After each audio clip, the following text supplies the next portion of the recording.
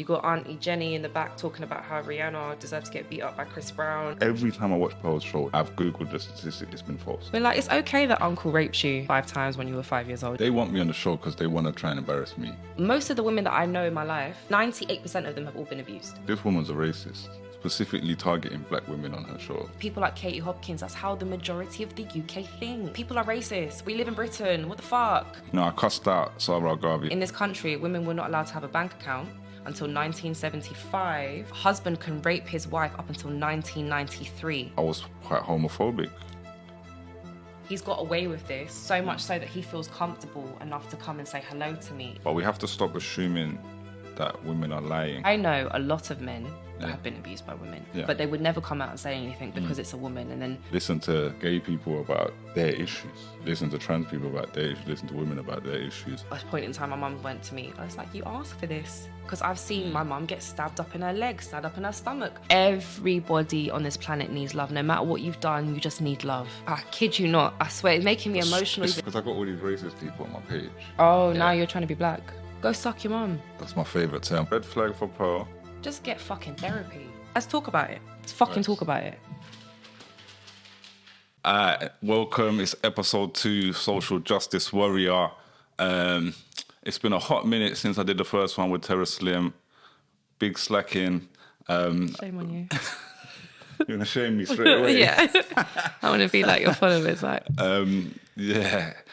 Yeah, I'll get plenty of shame in the comments, as I have been recently anyway.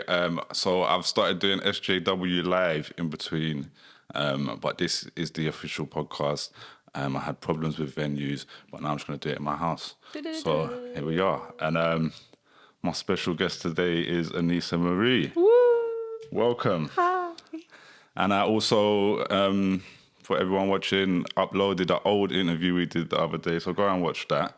We've done one interview before. You're saying, don't watch it. You're shaking your head. I was 23. Do you know what I mean? That's a long time ago. It's 7 years ago. I was thinking that, you know. I was thinking it 23. does feel like a long time ago. Yeah. And yeah, if he was 23 at the time. That's probably the last time we sat down and actually had a proper conversation as well. Yeah. Yeah. Here and there I've seen you, but do you know what I mean? Not to say that with... Yeah, shit. But that was a different, like, yeah, you can swear here. I think last time I probably was saying don't swear and you were swearing anyway. Yeah. Well, actually, it's YouTube. They do cuss about swearing, I think. But I don't know. I swear all the time on the lives. Anyway. So, last time, yeah, we will... Oh, actually, forget about last time. Today, social justice warrior. I've explained this a million times. We were just saying off camera, it's an insult that they love to call me. So I said, F it, I'm going to run with that. And you guys are quite stupid for even using that as an insult in the first place. And the worst part is how stupid they are when they see that I've called myself it, and then they try and use it. It's, oh my God, you called... I'm like, yo, did it go over your head? I think it went over their heads. So, anyway, not about that today. So, Aneesa Marie, Hi. what is a social issue that's important to you? Oof. Sexual abuse. Okay. Sexual abuse in families. Okay. Amongst... I can speak for the black community because I'm black. But, yeah, we don't do enough about it, especially for young people. Okay. Yeah. What more could we be doing about it? Not protecting people such as R. Kelly. That's something you posted the other day about R. Kelly or something like that. Okay. I can't remember. I'm always... Oh no, I'm always it wasn't even you. It was another social justice warrior. Okay. Good. It's good to know there's more. It was like between R. Kelly and somebody else that's also made a lot of hits. That's also known for, you know, Okay. paedophilic behaviour and Yeah. such things of that nature. And I was just like, what is the affinity with, okay, I believe two things can be true at the same time, but this person, has caused harm. And when you listen to the lyrics of what they're talking about, it's very indicative of the fact that they were touching little kids. You know what I'm saying? So it's kind of like, what's your fucking problem? And I don't know. I feel like, well, I do know, but in the black community, because of different factors, having to protect black men and the breaking off of black homes and X, Y, and Z, and trying to keep these things together. We're like, it's okay that uncle raped you 5 times when you were 5 years old. Do you know what I mean? And it's what are you lot sick in your head? Oh, when you lot should still come to the barbecue and still do all of those things. You lot are dumb. You're dumb. So we got to call it out. Yeah. Yeah.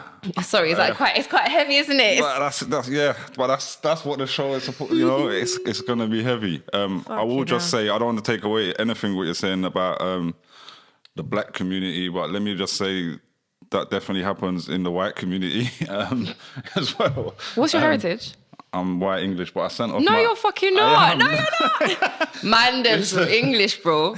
All 4 of my grandparents are white English. They've all passed now, but Johnny. They were. So, nobody believes that. No, I don't. And you look like. Go on. Turkish. I get that all the time. I get that all the time. I went to a Turkish barber today. I can see I never do though. Usually. Do you know? See that. I've been going to a black barber my whole life because I get a fade, and I would never trust a white barber to give me a fade when I was younger. You see? But today I was like, everyone calls me Turkish. Let me go to the Turkish barber. He did my beard a bit different still. It's all right. It's all right. Nice. It's all right. Yeah. All right, thank you. But no, I get that one all the time, Turkish. And I used to hang around with 2 Turkish guys that were 2 of my best friends from my state, and people would just think we were family. Mm-hmm. But no, I did send off my ancestry DNA test the other day, though, so I'm going to give an update at some point. Mm-hmm. Anyway, let's get back to serious. No, but it's good. It's good. It's good. I like to start with that. I always start with, the show is about social issues. So what social issues that's important to the guest. Mm-hmm. But we had a particular thing we was going to talk about that we've been talking about doing something about for a while. You probably mentioned this in a voice note, and I'll just put it right because I was so nervous to come on the show, innit? So was you? Are you all right now? Yeah, well, I'm here. I'm here. Well, I just mean about the Pearl show that you went on. Oh yeah, right? Fucking bitch. Yeah. Dirty Mongol girl. So I've had an ongoing thing about her for a while. Mm-hmm. I haven't got into it on the recent lives that much. And I want to, so I need to sit and go through, start looking at some of her content. I don't know what she's really doing so much now. Mm-hmm. But I got asked to go on her show a bunch of times and didn't do it. I nearly did it. You should have done it. I wasn't aware of Pearl before I went onto the show. Naomi, who follows me, she's a fan of Aneesa Marie. Yeah. She was like, "Oh, girl, I think you should come on this show." And I was like, somebody asked me to come on the show. Asked you? Not a woman, yeah. All right, because I had a lot of men. And she's been on the show many times before, and she said, it can get quite heated. You just need to be relaxed and blah blah blah. That's the person where I'm like, bombastic side, the woman that was sitting next to me on the right, because I was like, how can you invite me on the show and talk to me like a pussy hole? So she's in the show with you, this Naomi. Yeah. She invited. So I haven't seen any of the clips. That's what I was asking the other day if there was anything for me to see, but. Wow, so she's asked you to come on the show. But I wasn't aware, and I think that's a failure on my own part for not doing research. But this is what's going to be my first question anyway, but you've gone there. So what was the pitch that she gave you? I could go into my phone and find it if you like. That's up to you. I mean, we don't have to. We could just summarise. She just was like, there's a show, I think you'll be really good on it. I don't want to chat shit. I don't want to lie either, so we will reference that in a second. But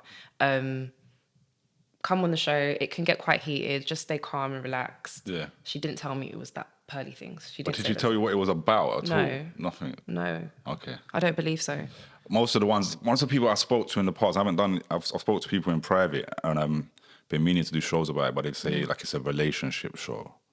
I've been told that a number of times, but I don't know. That's definitely not true. But it was usually men saying this, and it was always men who invited me on the show. But they never gave that specific pitch to me either. No, we don't. Her and I don't. You don't speak. We'll get to that. Do you know what I mean? It's just ever since then. And I met a really cool Selena, I think her name is. I can't remember. Oh God, I'm really, really bad with names. But I met this lady. She's like a trained psychologist on the show. Nick was on there. Auntie Jackie. Auntie Jenny. Jenny, whatever she name is. I was just so. So you was on when she was. She might have been on there a number of times. That Aunt Jenny. I'm not. I don't know. Yeah. I know there was a big scandal with her on there at one point. Okay. But I can't really remember. Okay, here it is. We got a podcast. I swear down. It was nothing. She said we have to lift each other up as women and support. I would say that it's a live show, so be mindful that they may cut you mid-sentence. I just don't take offense as it's a live show. Wait. She said in her pitch to you about this show, she said we have to lift each other up as women and support. Yeah. Wow. Yeah, so she made it out like this is going to be some uplifting thing for women. She told me to come with her on Friday. Come with me on Friday. There'll be lives, jump on. We can go another day if it can't work. And then she said she'll send me King Richard's thing. But it wasn't the King Richard podcast. It was something else. So I was like, that's not something... I'm not going to sit there and have a man of that stature speak to me about it. Like, we're not doing it. So wait, so you knew about King Richard's thing? No, only because she sent it to me. So I've looked at it and I'm like, well, no, I don't want to do that. And she's gone, but it's not this. It's not this. No. But you can come to this as well. And that's the dating show. But I don't want to do that. So she said we can go to this thing as women. We've got to support each other, blah, blah, blah. So this is the show with a woman on it. Yeah, so I thought... Woman host. I thought, yeah, okay, cool. And I've gone there. I've got my hair done. I'm like, I'm pulling up to this thing. And then I've gone and... The initial mood was quite nice. There's drinks, and I'm so grateful. You see me when I'm a professional in it, so I'm really not coming there to drink like that. And I remember pouring. I had a little drink, small. Everyone's sitting there. They've been waiting there for a while. We're waiting to get sorted. Pearl is in the background, literally in the back, sorting stuff out, and then she comes sit down. She makes a little bit of conversation with everybody. Nick was cool. He was having a normal conversation. Got Selena over there. Who's Nick? He's someone on the show. Nick I don't is know a guest, but he's almost like, I don't want to say Andrew Tate level, but around that kind of, you know what I mean? Like kind of. Okay. I didn't know. Wait. Was he not is it a white guy? Yeah. Was he not the really racist guy that was on? Yeah. That's why that episode, we'll get to this. Oh, yes. You was on but that that's the one that told me that, episode. that's Bear, you've been abused, Bear, and I'm making fun of it. And you got Auntie Jenny in the back talking about how Rihanna deserved to get beat up by Chris Brown. And you got this really lovely white guy in the back over here. There was what's her face? I can't remember, but she was another Sag girl. And there was two other girls, the light-skinned girl. And Naomi's on here, on this side of me. And then it started. And then all of a sudden, like, Pearl just switched, like, from being almost hospitable to this robot.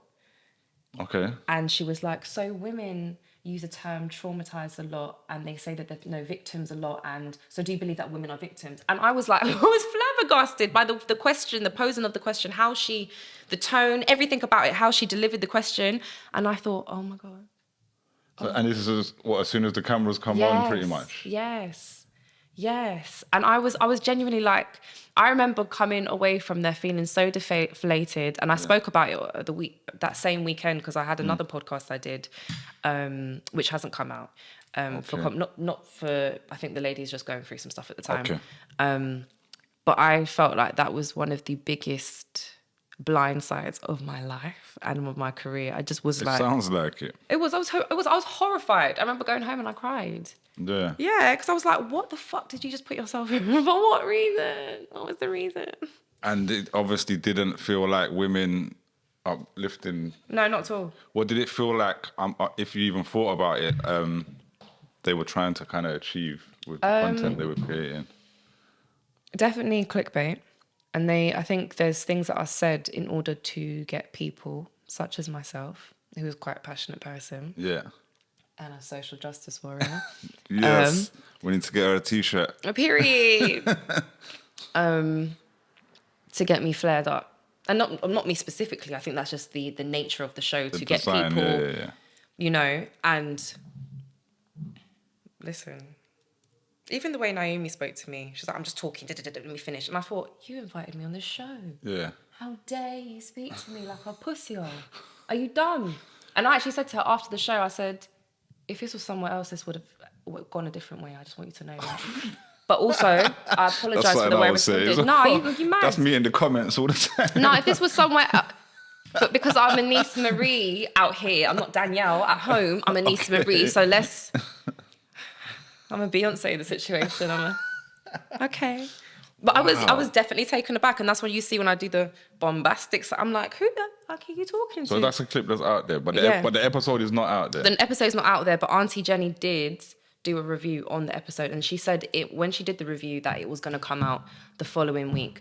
I asked Pearl. So her review's there. Her review's online, yeah. So you can see the clip. You can see it in the corner where she's doing the review and whatever. All right, I'm gonna find that. Yeah, I'll send it to you. Yeah. When I spoke to Pearl, I asked where it's at. She gave me another link. She said it's not on YouTube, and I went through every single video and I couldn't find it. And then a lot of people said that they are NDAs. But someone else said this to me though. The episode wasn't up, and you have to look on the live tab. It's not. It wasn't a live show. It wasn't a live show? It was not a live show. Okay. There might be because they usually run their shows as a live show, but maybe because of the guest and things like that, it wasn't a live show that day. I don't know. That's strange though. Well, I mean, I can't find it. I've never been able to find it. I got messages from Naomi about the NDA. She was like, oh, did your NDA get cancelled or something like that? And I was like, why would it? Yeah. Pearl told me it's going up. She was like, no, apparently it's not going up. No. And there was like a back and forth. Selena and I discussed it as well. But I was told that it was going up. And, to this day, I don't know where that clip is or that show is. Do you even want to see it? Or do you want it out there? Or you prefer that it's not out there? You know what? It should be out there because it happened. It's a real thing that exists in real time. So, it should be out there to show the disgustingness of human beings and how people think. Yeah. Yes, I kind of agree with that. Because I'd like to sit, even with my reactions, and do a reaction to it, and just, I pause every 5 seconds and just cuss at the screen. But on the other side, like you say, the clickbait, they're going to write something nasty in the caption. How do you feel you did? Like, were you happy with what you got to say? You know what? Yes, I was. I was trying to speak about, so I did talk about certain things that I'd been through, but I didn't center it about myself. I'm like, I am not the only person that has been raped or essayed or whatever. I'm not the only person in the world. And this is happening. Most of the women that I know in my life, nearly 98% of them have all been abused. Yeah. That's saying something. That means it's not about this, the buzzword of being a victim or trauma. It's a real fucking thing. It's a societal issue. No, you're just the only person and you're just trying. Yeah. I said, don't put me on a pedestal. I would like to discuss, do you know what I mean? And then you got Nick over here talking about, I could have handled that. I could have handled that, honestly. Yeah. But I said, it's all right. No, I agree with you, though, 100%. I'm very proud of myself. Let's just say that. Good. I'm very proud of myself. Good. So, looking at that kind of show and what they're trying to create, this is why I haven't gone on there as well. Because they asked me to, the first time they asked me to, I said, you know what? Yeah, I'll come on your show when I'm doing something, like when I'm doing my own podcast. Yeah, because then it makes sense. Because at the time I was busy, being a parent. Like the last few years, I haven't been that active. I know. You know, yeah? Yeah. Oh, because I've took so long to do this. Do you know how long we've been waiting to get this done? I'm like, come on, please. Yeah. He's like, yeah, no, next week I'll let you know. Next week it's been a whole year. Is it a year? No, it's not been a year. Yes, it has been a year. It might have been a year because we were going to do it on a different show. We were going to do stage. We're going to do other things. We were going to do other things on the Flip show as well. And we're going to do that as well. Period. Because I wanted to co-host with you in it. No, we want that. We want that. Me, because you know, when I put out the what is a whole show the other day, which sounds crazy. I watched it obviously for the first time in ages. I feel like that's one of the best shows we did on that thing. And I was saying to Ben, the three of us, the chemistry in that show was really good. It was really, really good. So we have to do something more, less serious as well, where we can... Yeah, just be ourselves and chat some shit. Yeah. But Ben's going away in 2 days. What do you mean going away? He's going, he's not going to prison, don't worry. He's going on holiday. He's going to South Africa with his mum. Go on, Ben. Yeah, so they're going away a couple of days. We were going to try to do one episode first, but I don't think we've got time. Where was I though? So Pearly Things. So they asked me to do the show, and I was like, when I've got something going on, I'll do it. But I didn't know. Again, I didn't know anything about this show. Although actually, no. I missed a bit of the story. What's his name? Who was on there before? Saurabh Garvey. There was a guy. You would have seen some of his clips, but he used to be like her co-host. A black guy. Oh, and does he have dreads? No, not dreads. no. Locks. Apologize. No, he's got a bald head. Probably because he's bald and can't grow hair. But you don't like him, do you? No, I definitely don't. I don't like Pearl ever. But it was him. It was me and him that had the beef first. That's because you can't grow hair. But anyway, yeah. Well, a lot of enough of my men them are bald and all of that. Shout out all my my bald brothers and people. Men. And you don't like them? I don't like bald men. I'm saying that's why. I see a meme the other day about bald. Men that mistreat women. It receives their hairline. My ex has got a bald head. That's what I'm going to it's a specific. you always got specific. Remember, you always got current shots to take. What was it last time? Anyway, but is there what when I didn't see that in the episode, No, but I said it said because it in between. Because Anthony said it. He was like, "Oh yeah, because she." What?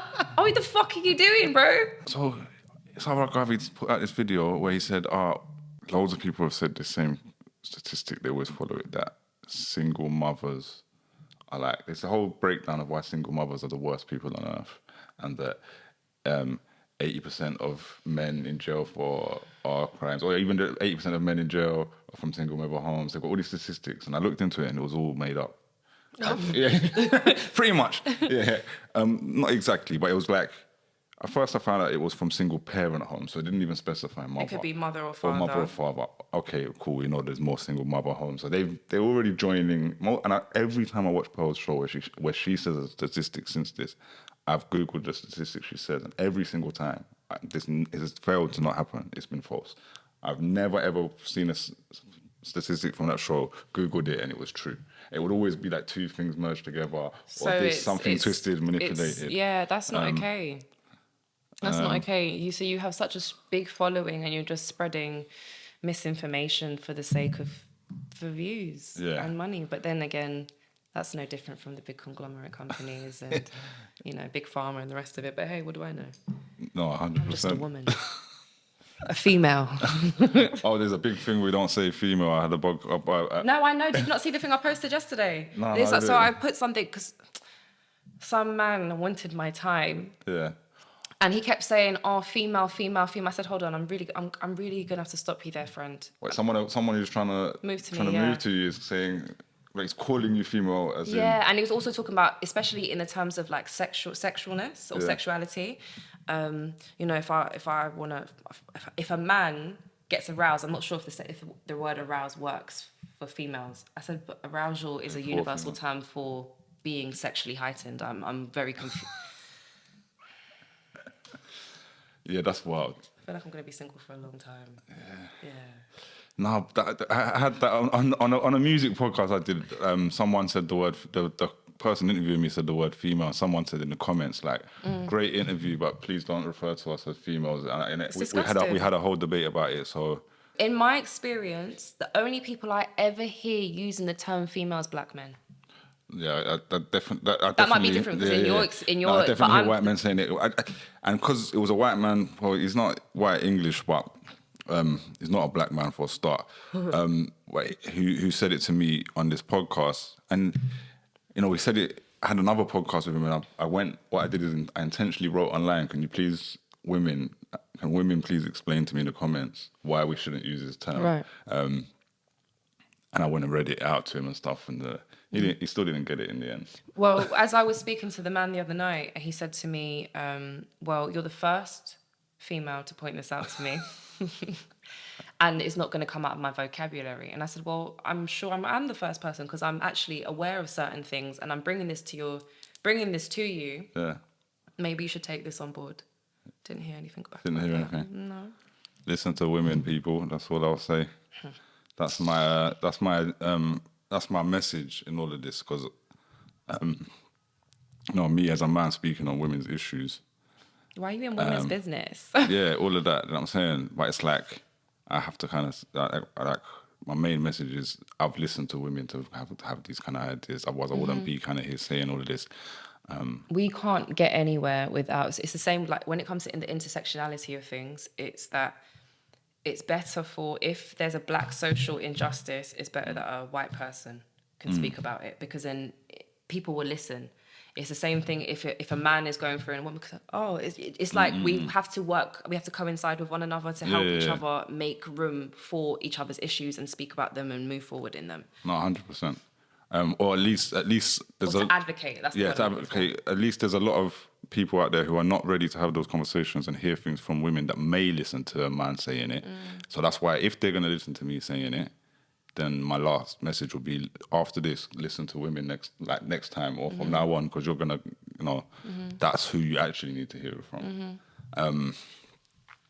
So the statistics. Sorry, ADHD beating us. The statistics said, that's what we were talking about. Single mother, parent households, and I was like, that's what we were. We want to know about that in female part. That segue was important. So I just realized all their statistics were BS, and I told. I cussed out Sarah Garvey about his video, which as I do in the comments to wind people up on, I just went at it with him and he was like, come on the show. And this is the first time I'd seen the show, so I didn't get that experience where they managed to blindside me and go, oh, come on this show. Okay, right. Because I've seen a clip, I'm only interacting with this clip because of this. And I was like, okay, I will. And I'm sitting there thinking, I'm going to body this guy. And I didn't even realize who Pearl was at this time. It seems like it's his show. Yeah.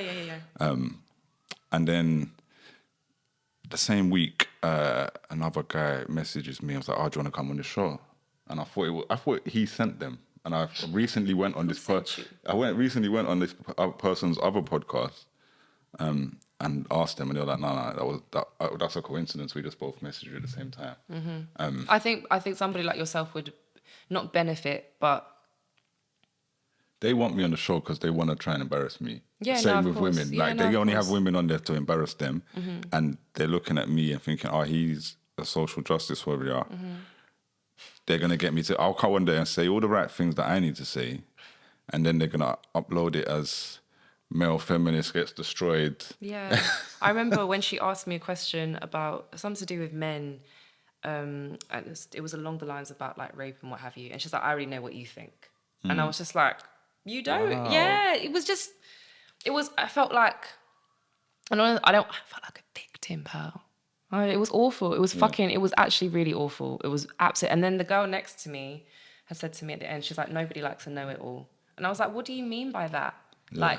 So I'm supposed to sit here and let you talk shit and not say anything? That doesn't make sense. Yeah. It's unacceptable behavior. 100%. Do you think, what advice would you give to anyone who was asked to go on that show? If you're in control of your emotions, or if you feel like you can regulate your emotions quite well and quite quickly, then, and you have not a plethora of knowledge, but enough knowledge and enough common sense and critical thinking, then by all means go on that show. Because at the end of the day, I think it's just a microcosm of the rest of the world. That show, Pearl, her guests that she brings on the show, it's good because it's telling you this is how people think. People like Katie Hopkins, that's how the majority of the UK think. Yeah. Facts. Why are we surprised? People are racist. We live in Britain. What the fuck? Yeah. This is how the world thinks. So going in there and it's like you can bring the horse to the water, but you can't make it drink. All right, cool.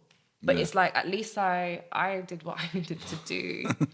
And I'm grateful that I learned enough emotional regulation not to cry my eyes out or to beat anybody up on that show. And I'm even self-soothing right now because I'm thinking about being on that. It was horrendous. Wow. Yeah, it was really awful. Have you followed what kind of happened with her later on? No. In that when she kind of had some racist guest on. Or Nick? No, I don't know if it was the same guy. Short little white boy. She had a white guy on who was talking about how slavery was exaggerated.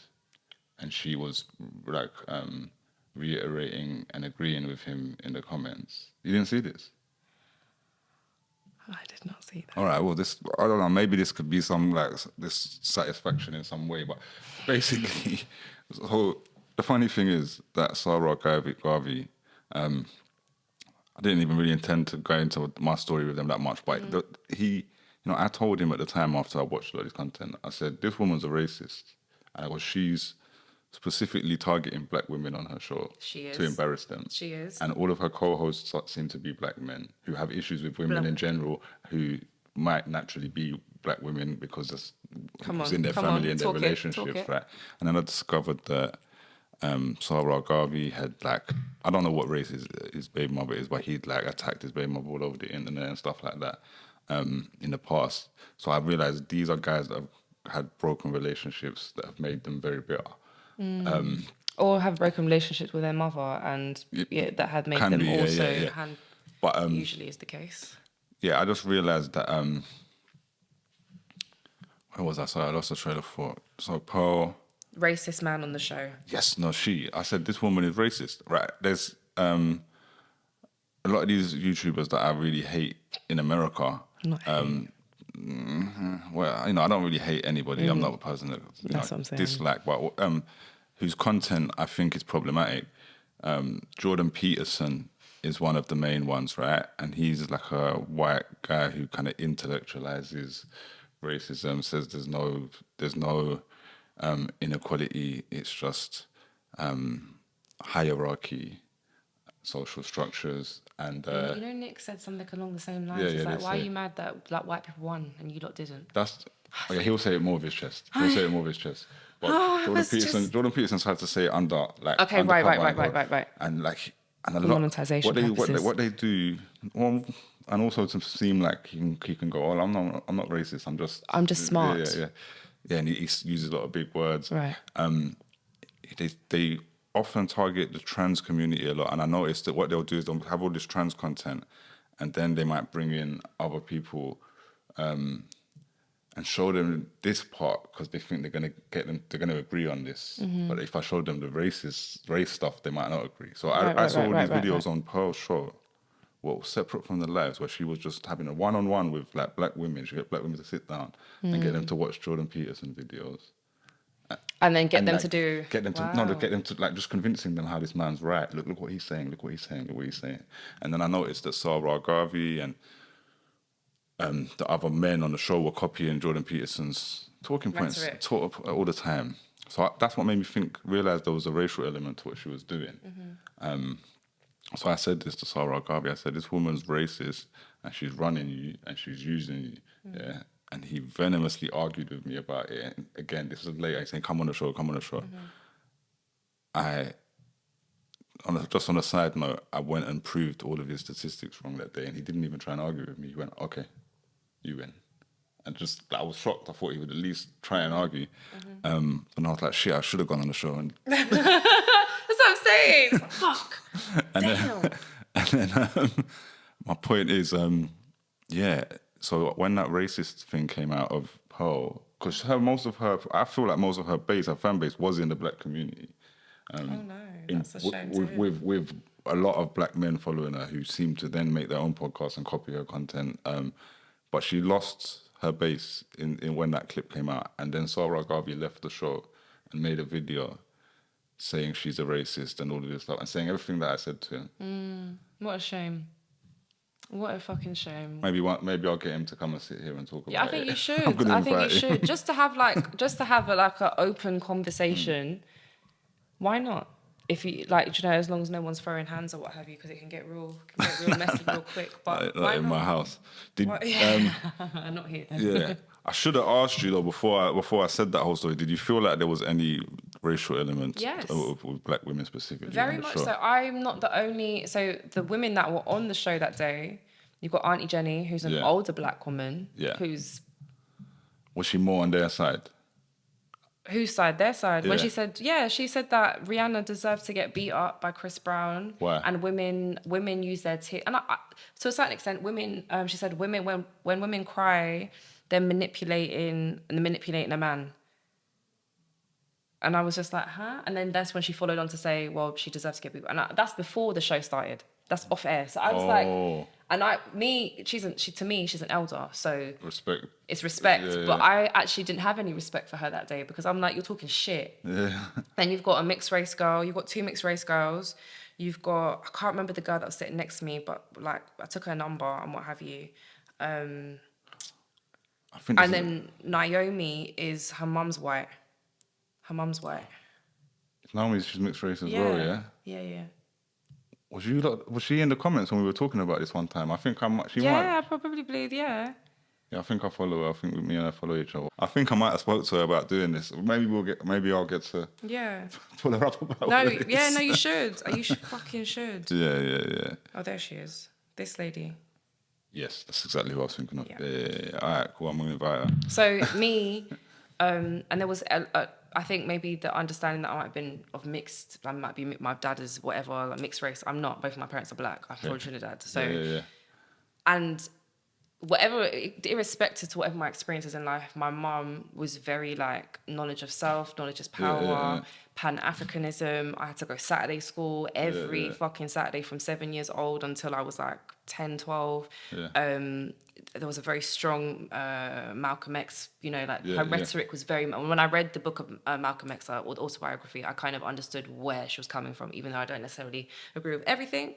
I'm like, okay, so I'm educated, so the fuck you got me on here doing dumb shit for? Are you dumb? Like, well, it sounds like you might be more prepared. But I just wasn't. They weren't prepared for what was happening, but that's why they blindsided you. Yeah. Right? One other question. And I'm an emotional babe, so I'm like. Were there any specific rules when you got there about like phones or anything? Not that I can remember. I don't want to lie. Yeah. Not that I can remember. Okay. It's not to say that we weren't allowed to have our phones out or we weren't allowed to use them. They just said that we can't use particular words like rape or grape or what have you. So if you're going to use that word, use the word grape or say essay instead, just because of monetization purposes. Yeah. And they did say that usually they do a live, but this one wasn't live, where they can have like people commenting in at the same time. It wasn't that kind of situation, I don't believe. Well, that's fair enough. I respect the not lie. You don't want to lie. But yeah, someone else told me that they said put the phones away, and it just made me think, they don't want you looking at your phone when you can check them statistics. You know what I'm saying? But if that didn't happen, it didn't happen. No, I don't recall. I don't remember having my phone on me. Yeah. But then I wouldn't, just because I just feel like... Yeah. I've only used this today to reference certain things, but normally it's like, we're working in it, so we're just having a conversation. Yeah. All right, how do you feel like that content is, how is that content impacting the real world? It's a complete dichotomy, isn't it? It's like a complete dichotomy. When I go into the real world, I live in Crouch End. Okay. I shouldn't even say that. I don't know what that's say that. I can chop that out. I live in a really nice middle class area, and where the people that live in £1 million houses catch buses to take their kids. Do you know what I mean? They do the recycling and they and hi, how are you today? Do you want to spy? I can give you a plant. We talk to each other. We're next door neighbours. Yeah. It's not to say that racism doesn't exist. It's not to say any of those things. It's just that I only necessarily see that in the younger generation, like the information that Pearl's giving, or in the ignorance of older, like, how old are you? Do you want me to say that on camera? Why not? No, I'm all right. Like, the people of your generation, we're not the same generation, innit? No, we're not. So those that are your generation, I feel like especially men, watching that kind of stuff, it really warps their mind. Yeah. And for the younger generation, and you see the comments from young boys, and I'm like, what the fuck? Yeah. What the fuck? It's damaging, isn't it? It is damaging, but we've lived in a really fucked up world for a long time. So right. I feel like Pearl's just doing the work of what they've been doing, you know what I mean? It's a smaller version of it. But now, like, she grew her fan base in over a year, I think it was, because she was offering classes about how do you do this and X, Y, and Z. Follow me, you can sign up to this, and I can give you information about how to bring your fan base up to 1 million people in less than a couple. So do you know what I mean? It's a money focused thing. Yeah. But everything is money focused. We 100%. Live in a capitalist society, so you know what I mean? Yeah. I think I think she's literally. 1 second. Can I have a flag, please? Oh, yeah, I forgot that. I was going to give you that as well. Yeah. I should have pulled these. I forget to pull these out sometimes. I'm like, yo, red flag for Pearl, red flag for Naomi as well. I said it, not you. Yeah. No, because she, you know what I mean? She's still like, she was still. I got fans in it. Let's just say that. Yeah. Let's just say that. Where was I though? Where was I? I don't want to be disrespectful. I'm not trying to be disrespectful. Nah. Well, the only reason I say the red flag, Naomi, you said she came with a certain energy. No, she did. And then brought you there. Okay, but now that I've realised, let me just say something just to give a little credit to her, just because she said for you to come on the show with her, and she said, wait, it was the bit that caught me where she said women got to support each other. Yeah. As if in my head I thought, is that what she's saying the show is about? But maybe she was just trying to say that to you. Like, we support come each with other me. as guests. Yeah. So that makes more sense. But it doesn't make sense if she didn't support you when you was there. No, she did not.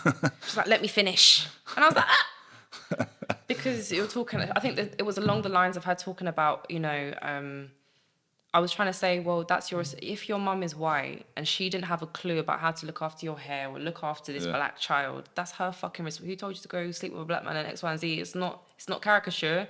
Do the work to find out how you manage, how do you interact with culture, how do you do all these things so that your child doesn't feel so displaced. It's your responsibility as a parent, standardly, always. But before I could even finish that, she was defending her. Obviously, she wants to defend her mum. Okay, defend your mum then, babe.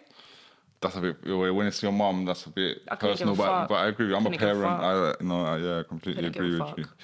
I'm not a parent, and I still couldn't give a fuck. Because at the end of the day, am I lying? Is it not your responsibility? No, 100%. And when white people have mixed children, black children, there's things, there is important things that they have to understand. And they have to be anti-racist. Like, this is one thing I think, this is why I where my racism stuff started in music, where I noticed white rappers in hip-hop culture, in a black music culture, kind of being a bit racist. I was like, wait a minute, you lot are a bit racist, but you like rap. Culture of black people. And I was like, oh gosh, we've got quite far along.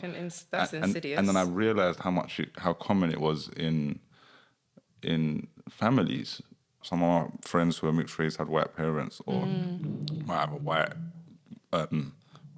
a single parent even who's white, and that they was literally racist to their kids. I actually remember one of my, I would say my first proper boyfriend in London. His mum is from Solihull, Birmingham. Yeah, I know Solihull. And his dad is, like I say, his mum's white, blue eyes, blonde hair. His dad is black as midnight, and she said that when she told her mum that she was pregnant for this man, she said, "Well, you bringing home them, what was it, them yellow babies or something like that?" And she's like, "I don't want nothing to do with you." Do you know that kind of? Wow. Even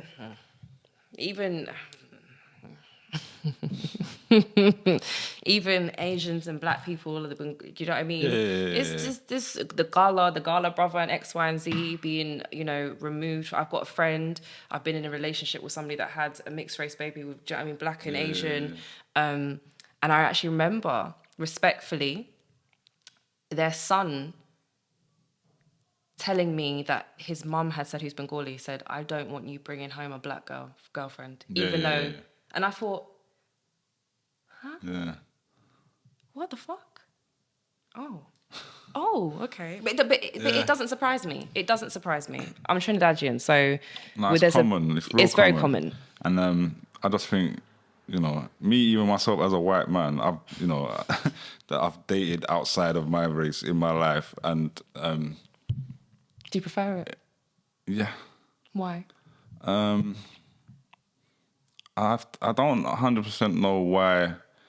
Like an easy answer. It's There's just nuance, kind of course. It's just kind of naturally what's happened. Like, I've been involved in kind of black spaces. Music, culture, and spaces my whole life. Right. So it's just kind of naturally who I ended up dating. I think it's not that I don't like white girls or won't date them, but I rarely do. And do you know what? I don't know if this is weird to say or wrong, but I think the kind of white girls that I would like, they tend to like black guys. So I never date them. And I feel like sometimes they're my brethren. Okay, what does that mean? What does that mean? What do you mean? Well, What does it because they mean? like black. Oh, so they don't like when you're saying they like black guys, they don't like white guys. They Okay. date black guys, but the kind of white girls that I would date if I was to date a white girl, usually, and like a lot of them are my friends and stuff like that. Like I say, they more date black guys. I know black women that have dated white men for the sheer fact that they don't want to have dark coloured children. that's wild. And that's like self-hatred. Yeah, do you know what I mean? It's just there's a lot to consider, and like in that, so I wouldn't want to date a black woman who felt like that if I realized that was their reason. Do you know what I'm saying? That's because you have of course awareness. And now that I have this awareness, I realize how much people don't, and I know a lot of white guys that like black girls and stuff like that. And now I look at it as a parent. Mm-hmm. I'll tell my daughter, mind white guys, make sure they're not racist. If you're going to date, you know what I'm saying? If you're going to date white guys, something that concerns me, innit? Whether it's her, my mum was very against interracial relations. Yeah, I don't communicate with her anymore because I don't really agree with her rhetoric and her as a person, and we just trauma. But that's something that she would say to us growing up. If you bring home a white man or a white woman, I will disown you. Whoa. Even though she married a white man, so we can sort out our papers. But do you think her experience was her experience in that some of the reason? No, because you know what? I still speak to her ex-husband now, and he's a social justice warrior as well. Is he? Yeah, he's a good one, yeah? Yeah. He's one of the good ones. He's one of the good ones. Big up, Neil. Love you, man. Big up. But it's just not one of the good ones. I said it, not you. I said I can get away with You can get away with a lot. Remember, this is your brand, isn't it? No, but I get away with it, but I get away with nothing. They're going to come for me, but I don't mind. Oh, don't come for me, please. Nah. I'm sweet. Kind of. But I think it was more so her experience being when did she move to this country? She came here when she was about 24, 25 with me. I shouldn't know she was pregnant. She's got to find, do you know what I mean? We lived in halfway houses. It was hard times. Yeah. And then you had made an agreement, X, Y, and Z, blah, blah, blah, blah. And I think just the culture shift back home is very different from over here. Yeah. And how I think, and as I've grown older, I've actually come to see what she meant when it would be very venomous because she's quite passionate and these fucking. Yeah. But I understand there's like almost like a deceitfulness, like the way that she would explain how they would interact with her, being the white people or white women, is very like, oh, you're right, babe. And really they're chatting shit about you and they're doing the rest of it. That's not how we get on. That's not how we do things back home. Yeah. So to her, that's very like, whoa, whoa, whoa, whoa. So, and also racism is real. Do you know what I mean? Just be real about it. No, facts. So she has her reasons. I don't really think there's anything wrong with people having those opinions and rhetorics. Really, everyone's ideas on it. I get it. I also understand where people come from, like let everyone love who they want to love and all that kind of stuff. But because I obviously do agree with that, but there are serious conversations to be had. Like I recently started watching Sex and the City, maybe about a month ago, 3-4 weeks ago, and growing up, my mum them white women. So you're only watching it for the first time now? I've never seen it, but I wasn't allowed to in our house because it's white women in their slackness and they're being sexually liberated and X, Y, and Z. And then I look at it now and I'm like, these are just normal women.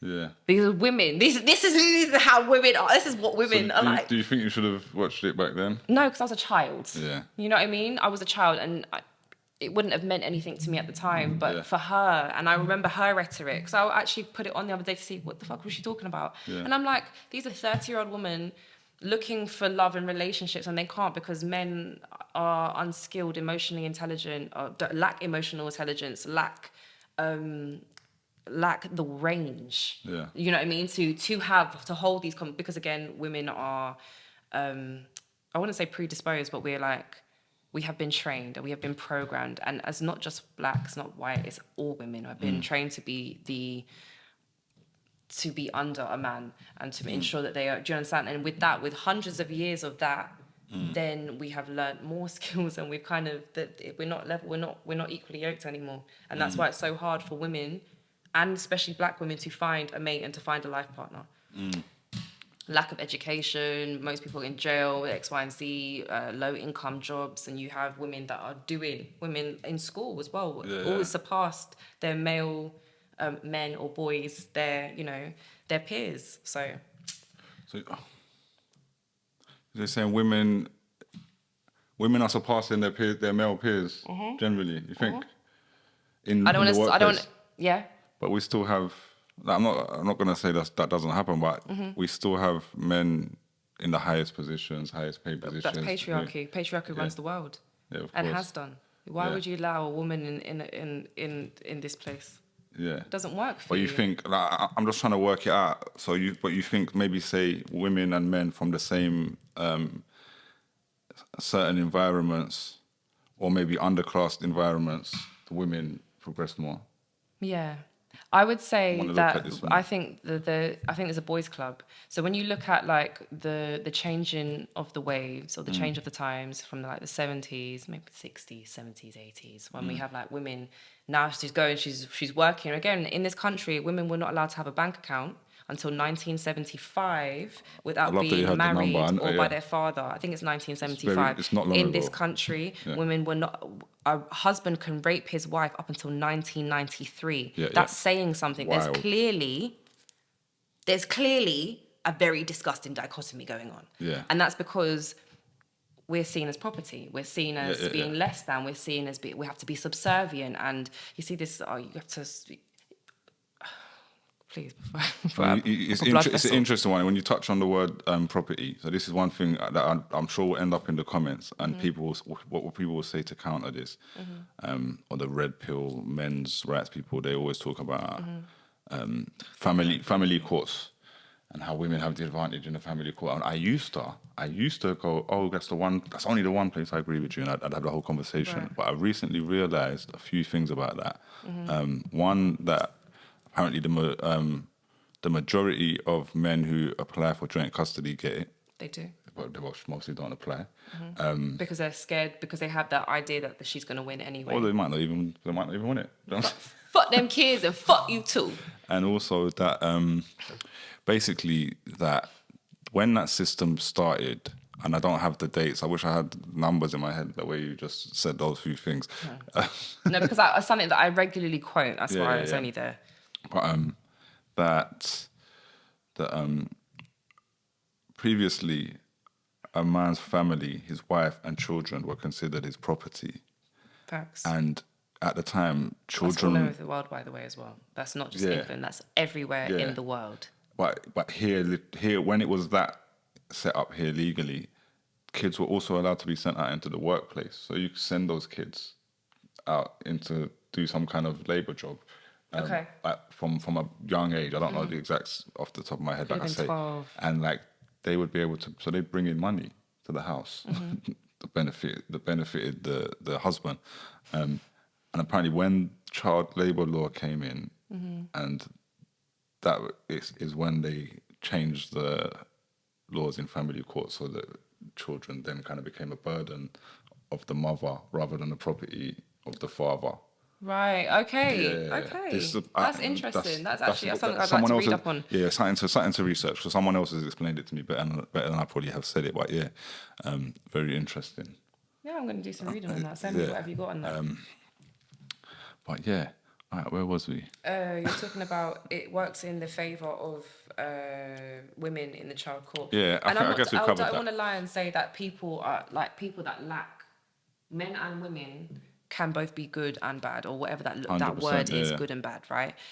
If you're bitter in your heart and someone's done something to you, now you want to make them suffer and pay. That's somebody that needs to get therapy. Do you know what I'm saying? Yeah. And I'm not going to say that people don't manipulate the system and don't try to get what they want and try to punish somebody. I'm not saying that's not the case. I'm not saying that. But the overall, like, you know, when people talk about, what happened to the black families and our grandparents used to stay together for 60 years. Your granddad used to beat your grandma. Yeah. and horn her, use all the money to gamble and do X, Y, and Z. And she had no other choice because it was her only way to fucking survive. Because she couldn't even have a bank account. My point exactly. Yeah. Critical thinking, people. Hello? Yeah. And again, I would say, in the white families as well. Red flag for them. No, 100%.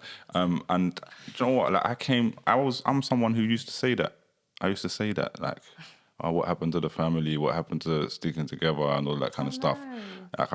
So I like making that point that I've come to learn these things. I'm not biased. People go, oh, you're biased to the... I'm biased to what? I'm biased to what? I'm biased against men. That wouldn't make any sense if I'm a man. Yeah. So I had to learn that. Also, one other thing I'll say negative about myself. No, it's not negative. It's but just because when you said about... correction. It made me think of it when you said about not watching Sex and the City. It reminded me, when my daughter was young, I used to not let her watch Hollyoaks. No, I wasn't allowed to watch EastEnders or Hollyoaks, but children shouldn't be watching that anyway. Yeah, I guess so. But in my head, I'll be honest, it was because I was quite homophobic. Do you know what I'm saying? Like, no. When I deep it, it's because there would be like daytime, red flag, innit? You know what I'm saying? I'm sorry, what? I wouldn't have considered myself homophobic at the time. I would have justified it in some kind of mind. And I would have said the same things. These would say, oh yeah, but children shouldn't be exposed to it. Like, and I realised it's nonsense. Because it would be like there was like gay relationships and kissing and stuff on the TV. And like my daughter would come to me and tell me to turn it off. Like, we're not, Hollyoaks is on, we're going to turn it off. Because like Simpsons or something was on before it. And Simpsons is not one of the most, do you know what I mean? So the red flag for me. But yeah, that's something that I had to... Would you consider yourself homophobic now? Not in the same way, no. But at the same time... Not in the same way, okay. No, I said I would say no, I'm not, as in I actively am anti-homophobic in the way I'm anti-racist. Okay. But I would also say I still contribute to every single one of these things in my life in some way, which is racism, misogyny, because by default you are just... By default being a straight white man. Okay. And as also... long as you know the part to play. Yeah. And so I feel like it's something I have to always be aware of and always ready to listen. So listen to gay people about their issues. Mm-hmm. Listen to trans people about their issues. Listen to women about their issues, rather than me trying to dictate what those issues are and what the outcome is. Because I see a lot of white people and people who are not part of a group doing that. So going back to the content and like the types of content as far as Pearl, Red Pill, it's men's activist content, manosphere content, right-wing content. Doesn't even have to be about that. What do you think we can do to counter it? I don't think you should counter it. No. Mm-mm.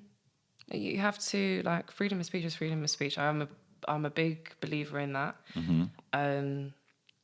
And everybody learns in their own time. There's a reason why people are watching this information, because it fits their narrative. It helps them sleep at night. It helps them make sense of the things that have happened to them. Why you might have asked a girl out and she rejected you. Now I hate all bitches. And also your mum was an alcoholic and she was a heroin addict, and now it's all fuck women. Do you know what I mean? Yeah. It helps to fit the narrative that you just get fucking therapy. I think we need to advocate for going to speak to somebody and that's not to say that the therapist doesn't have their own biases and X, Y, and Z, but they shouldn't, and they shouldn't operate from that space anyway. But I think that a lot of people just need healing. And that sounds so like hippie. No, that's a good answer, though. We all need healing. It's a fair answer. I think everyone should go to therapy. We can't make them all go. But I think in an ideal world, all of those people dragged in and being affected by that content, as you said, it's damaging people in the real world. And that's why I do think it needs a counter. But yeah, going to therapy would be a great counter or a great solution. And people that operate from a place of understanding and compassion, maybe grace and love, don't speak that rhetoric. No. Truly. No. Do you understand what I'm saying? I'm not including like religious rhetoric, because that's so dangerous. To me, religious rhetoric is just as bad as the manosphere. You're gonna open a whole kind of world. I'll have to do a whole episode on religion another day. Okay, that's fine. But do you know what I mean? But that's something that's been going on. Think about how many wars have been fought in the name of Christianity. In the name of, or because of something actually written in the Bible. No, in the name of Christianity, in the name of conquering. So, like, for instance, you're not, from my understanding, you're not supposed to try to convert anybody in terms of Islam. They're supposed to come to it themselves, right? I'm not 100% sure. And I've been researching Islam recently, but Such a beautiful religion. Yeah, 100%. But like, you're not supposed to try to convert. They're supposed to come and do it themselves. But because it meant power, it meant what's his name? Do you remember playing Assassin's Creed? No, I'm not a gamer. I'm a gamer. I was a proper gamer back in the day, yeah. So you got Assassin's Creed, the first Assassin's Creed about it's based in Damascus, and you have the old country like Jerusalem, what have you, and it's about the Crusaders coming over there, trying to take over and convert everybody to Christianity. Okay. But you had oh my god, I can't remember his name. Which happened? Which it really happened. No, it's based on real stuff. It's based on real stuff. I remember studying it in year 9 in RE. Yeah. Big up. I can't remember my teacher, but she was sick. She wore bracelets and shit. Oh, my RE teacher was a racist, man. No, mine wasn't. She was a hippie. I know that bitch smoked weed. I can't remember her name, and I can't remember what she actually did. But she did something, and it was Ben. It was Ben's year. She did something in Ben's year. Oh, you and Ben went to school together like that? Well, he was the year below me. We went primary school together and secondary school. And me and Ben knew each other before primary school because our parents were friends. Mashallah, brother. Yeah. That's my brother. That's family. But he was in the year below me though. And Saladin, that's his name. And okay. Sorry, I just wanted to make sure I don't want to lie. Saladin was the one that fought for Muslims to ensure that. Hold on, and that's why you got the jihad, and you have the lesser and the greater jihad. The greater is those that are trying to convert, like try to take over and tell you no, you can't practice Islam. Are you fucking dumb? Like you lot get to practice. Why are you trying to? So that's what it's been going on for millennia. My point being, sorry to cut you, but wars have been fought, women have been raped, pillaged, plundered, places, families have been destroyed because of religious rhetoric. Nobody gives a fuck. But then you also said Islam is a beautiful religion. No, it is a beautiful religion. So, but I'm not talking about. It was Christians that came over. And you should have stayed wherever you were. You lot went over to the east to go and do what you're doing. You understand what I'm saying? To try to, the same way the Roman Empire and because of power and money and conquering. Yeah. It's fuckery. Yeah, no, I hear you. I mean, I think that's bad people, innit? Because there's other people that would highlight stories about Islam and say, well, Muslims have done this, and this. And usually we're talking about the actions of people before the actual details of the religion. Mm-hmm. So I'm a defender. There's not to say there isn't. I'm a defender of the religions personally. Me too. Yeah. Practice how you want to within the confines of where you are. But you're not supposed to be imposing it on anybody else. And this is not a criticism of Islam. I'm trying to make that very clear. This is a criticism of all religion and the fact that, especially 1,000 years ago when we didn't have social media and we could just jump on a boat and arrow. Do you know what I mean? It's fucked. Yeah. One thing I started reading the Quran recently and looking into Islam. I haven't done it a lot, but part of why I did it actually is because I speak about women's rights so much, and someone was being really Islamophobic in a post, and then, because they know the kind of things I talk about, they were going, well, Islam is misogynistic and trying to throw this kind of stuff at me. So I was like, I've got loads of good friends that have grown up Muslim and stuff like that. I don't see them like that. So I'm like, cool, let me look into those details. And one thing I can't quote properly, but one thing I noticed is I'm sure there was stuff in there about not judging people for being a different religion. They treat them with love, Christians, Jews. They're listed. They're mentioned in the Quran. They mentioned those. If you meet a Christian, treat them with love. And then I guess just the two things I realized about the misogyny accusations was that I found a quote in the Quran that says men and women are equal under God. Yes, they are. This is what I'm saying. So you have uneducated people now reading this word and then saying, hey, Yeah. So and This is how it works. Same way Hitler did it. This is how we're gonna do things because this is how it works for me. This way, how if you have never picked up a Bible in your life and you go to church and the pastor's telling you how he interprets this. I literally watched a thing the other day. I think Bobby Kasanga put it up on his thing, and the pastor's talking about y'all ain't gonna like this, but let me tell you, if she's wearing a short dress and she says she gets raped, and I'm on the jury. He's going free. Wow. That's a pastor. Saying that. Yeah, that's crazy. Please, get out of here. And this is the narratives they've been pushing for how long? And the other thing was about, well, there's a couple parts actually that I just didn't know, right? So then there was the whole thing about covering up, right?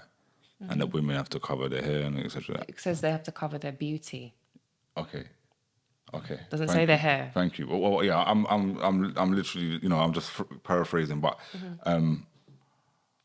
what I realize is that men are also supposed to cover up. The other 2P. Yeah, and it was also like supposed to cover up below the knees or something like that. So I was like, oh wow. And I even read something, I don't know how true this was, something about when men have a beard and stuff like that. Even that's supposed to be covering their face, and I guess it's not really supposed to be groomed and all of that. It should be just let free so that you're covering your face for the same reason to like cover up like lust and lower your gaze, as they say, yeah? So I found that very interesting because like, cool, we attack Islam for that all the time. Women have to do this, but men are also supposed to do it. They just may not be practicing it much. Because why is that? Why do you think that is? Because we live in a patriarchal society where men can do whatever. I was in Ferrers Junior School in Luton because I grew up in Luton. Okay, I didn't know that still. Yeah, so I ran away to London when I was 17. Tommy Robinson's ends and that. And you know what's crazy? I went to there's two, like, I would say Muslim schools in Luton. You've got Chorley boys and girls, and you've got Denby. I went to Denby High School. So my mum, even her understanding of like being a Trinidadian, I digress, but she said to me, I don't want you to go to school with black people because black people, all they do is drink and smoke and blah, blah. I want you to go to school with the Indians so that you can, I came out of school with 17 GCSEs. I'm not to say that her point is proved, but I'm just saying that. No, I relate. My daughter went to quite a majority Muslim school until year 9 and she had to move. Right. And I really wish she stayed in that school. Yeah, we just, I didn't have the same story, but no, yeah. So when I was in Ferrers, I remember telling, like, it was like, one of those teachers, she wasn't a teacher, but she was like, would help the troubled children. And I was a very troubled child. Yeah. And I said, I wish I was a boy. All hell fucking broke loose after I said that. I had to do meetings, I had to do this, I had to do that. And she said, why did you say that? No, they would have let you. Nah. That's not for me. What are you saying? Was that That's for you. Was that anti-trans or something? I wasn't, that sounded like I was on them lot's side, didn't it? I wasn't saying there was something wrong with it. I said I wanted to be a boy, because by then, I'm going to be so real, by then I had been I'd been raped by my cousin when I was 4, touched by one of my uncles, and another uncle had touched me up as well, and my mum's friend had molested me as well. Cool, so that's 4 people by the age before I was 10 years old. Yeah. I wanted to be a boy because boys clearly get away with everything. Boys clearly, and that was something I really believed. Like, my mum had an issue with me I was a tomboy. Yeah. What? Rough and tumble, jumping over fences, wearing jeans. She forced me. See, I'm sitting here in a dress today. Yeah. She forced me. She's like, no, you're wearing dresses and you have to be presentable and have eloquence and da-da-da-da-da. You can't behave in that way. Yeah. And I felt it was like confining me. And I think she was probably scared that I was gay as well, which, sorry, Mom. Sorry, baby. But at that time, I already had the understanding that men or boys get away with anything and there's no ramifications or repercussions for their actions or behaviors. And I was a child. So that saying, I could already tell that the world is already, there's injustice and X, Y, and Z. It's fucked. How do you feel about that now? What, that I wanted to be a boy? No, not that you wanted to be a boy, but everything else you said in that men get away with. I still feel, you know what? And I guess, I guess actually in the wanting to be a boy, or just in how you've kind of become a woman and how you feel about yourself. I'm very comfortable being a woman. Because I didn't mean it in a gender way. I don't think you did. But I reflect on that a lot. And I thought, wow, how sad. Like as a child, don't get emotional, but how sad my experience was to feel that way. And as I've grown up, I still believe that men get away with a lot of things. But now I'm taking back my motherfucking power, baby. Yeah. So like, to go back onto the original point, you said, what's my thing? In the last 2 years, since I've been living up the road and what have you, and I've been by myself and I've been going to therapy and X, Y, and Z, and I'm reading and whatever, I'm like, every single one of fucking you of going to jail. I've got sat in the police station. I've done about 8 VRIs as we speak, as video recorded interviews, and they're talking about when did they touch you, how did they touch you, X, Y, and Z, X, Y, and Z. Now, most of my cases have been NFA'd. Yeah. But some of them haven't been. Okay, so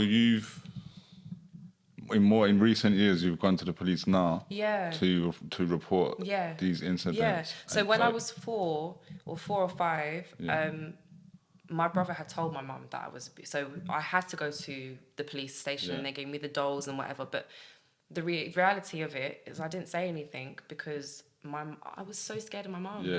My mum instilled the fear of God in me. Like, I would be more scared to say like, my mum used to beat the fuck out of me, innit? So I was traumatized. Yeah. So I would rather just not say anything. So now I'm like, I'm healing. I'm ensuring that all the things that should have been done for me, even the time when I told my mum that touched me upstairs in place and they didn't do nothing about it. They didn't go to the police. They didn't do nothing. No one protected me. Do you understand? So I'm now protecting myself, and even though I'm not going to get justice for some of them, at least I've done the work. I'm now teaching myself this is what's supposed to happen. So you're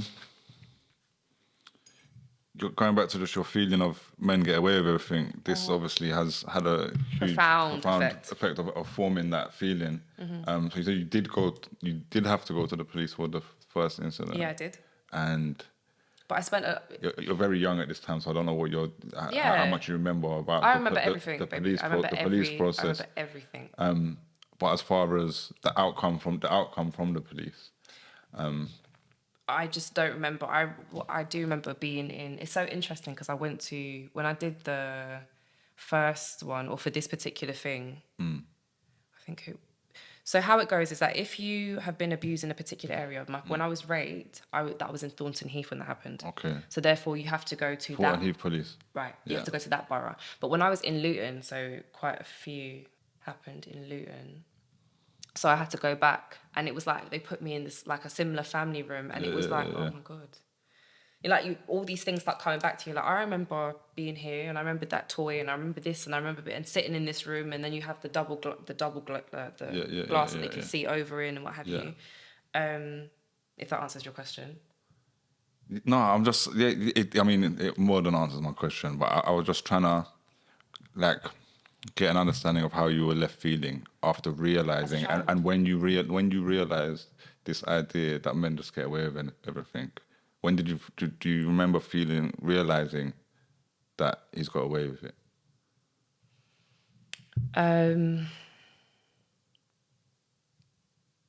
Not at that age, because I still didn't understand the grotesqueness and the profundity of what happened to me. Yeah.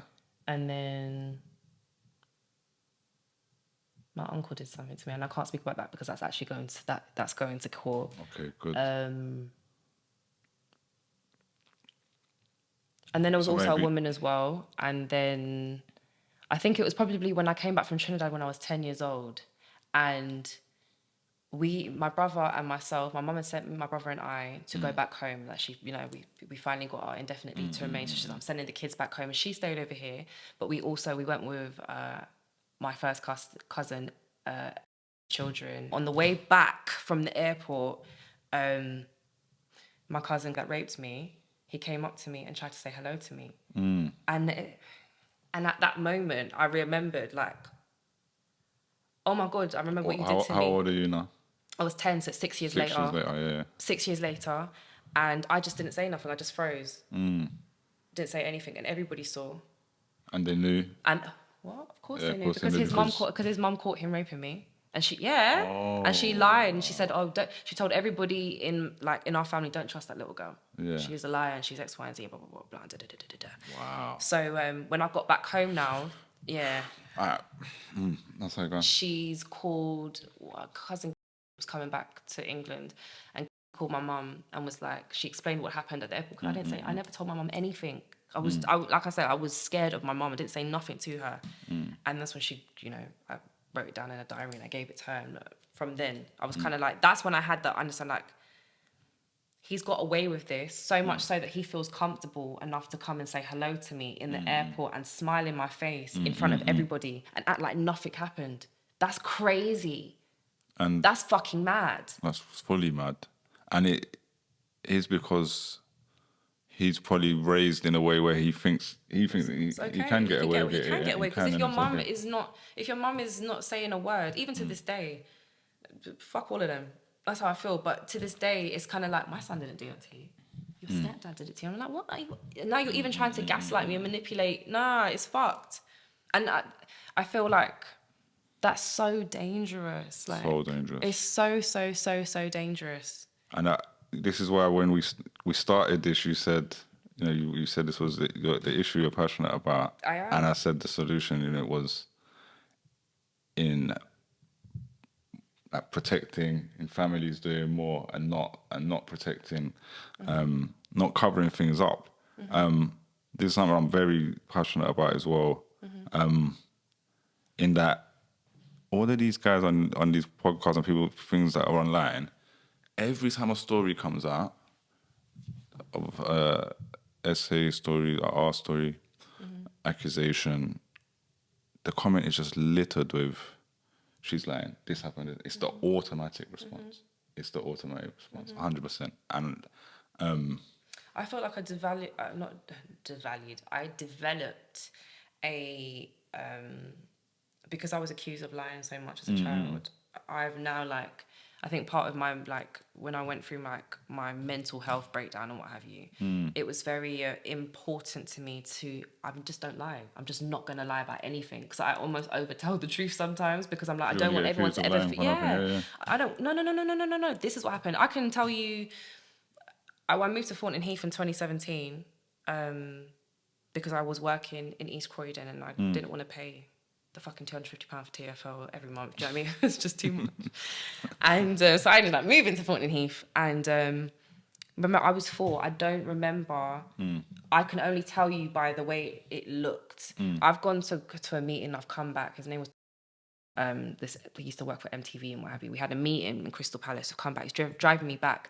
And we've driven past the house. And I, just like that, I was like, oh my God, this is where... Oh my God. Went into a whole fucking... For the next 4 or 5 years, I was just... Everything was just... It opened it back up. It just opened everything back up. I'm like, if that... I was 4 years old. If that wasn't the case, how could I remember how the room... where the house is, the fact that the park is right next to it, I would draw it for you. Do you know what I mean? And I'm sitting in the fucking police interview and I'm drawing all of this and be like, here you go. It's insane. It's insidious. It's fucking insidious. Yeah. No, it's crazy. I just want to drive that home for people watching that. We have to stop doing that, man. That just the assuming stop abusing kids. 100% stop abusing kids, women. But we have to stop assuming that women are lying. And I don't think people even really deep down believe it all the time. I think they are just going into that thing they've been programmed to cover it up. And as we do it as a whole society. We do. Cover it up. I saw, and what you just said about don't lie about anything else. It's like, I was doing a reaction yesterday about Tory Lanez, and I showed this 50 Cent clip, and 50 Cent was attacking Meg Thee Stallion and saying she's lying, right, for ages, like sharing all these memes. And he actually apologized to her. That's why I was sharing the clip, because I was like, 50 Cent don't apologize to nobody. But he heard the audio of Tory Lanez speaking on the thing, and he realized, oh, no, he's guilty. So he apologized. But he said, the reason I didn't is because she lied about whether she was in a relationship or sleeping with him. She was like, oh, I saw her. But let me tell you why. Let me tell you why. Because then it almost... If you've had sex with this person, then it kind of like... It makes you feel like... it gives people a room to stand on or a leg to stand on to be like, oh, well, you know, this is kind of what happens in relation. Do you know what I mean? It gives people, or even if like drinking, if you tell somebody that you had a drink, they're but it's anything. It's literally anything. Any reason. I watched I digress though, but I watched a documentary. It's on Netflix, or it was, and it was about Egypt as a whole. I feel like the documentary was done between the 90s and the early 2000s. I believe so. Yeah. And it was law for the women. The laws changed around the 70s and 80s where people had to wear, Sharia law came in, they had to wear burqas and they had to cover up and what have you. Yeah. They had one of the highest rates of R in the world. Yeah. But all of these women are wearing burqas. So don't come and tell me. You can't. Don't come and tell me it's because of what she was wearing. It's because you lot don't have any fucking self-control. Not you lot, but you know what I'm saying? It's just like... Us lot, men. Not us lot. No, men, yeah. And I also want to say I wasn't only just abused by men, I was abused by women too. Yeah.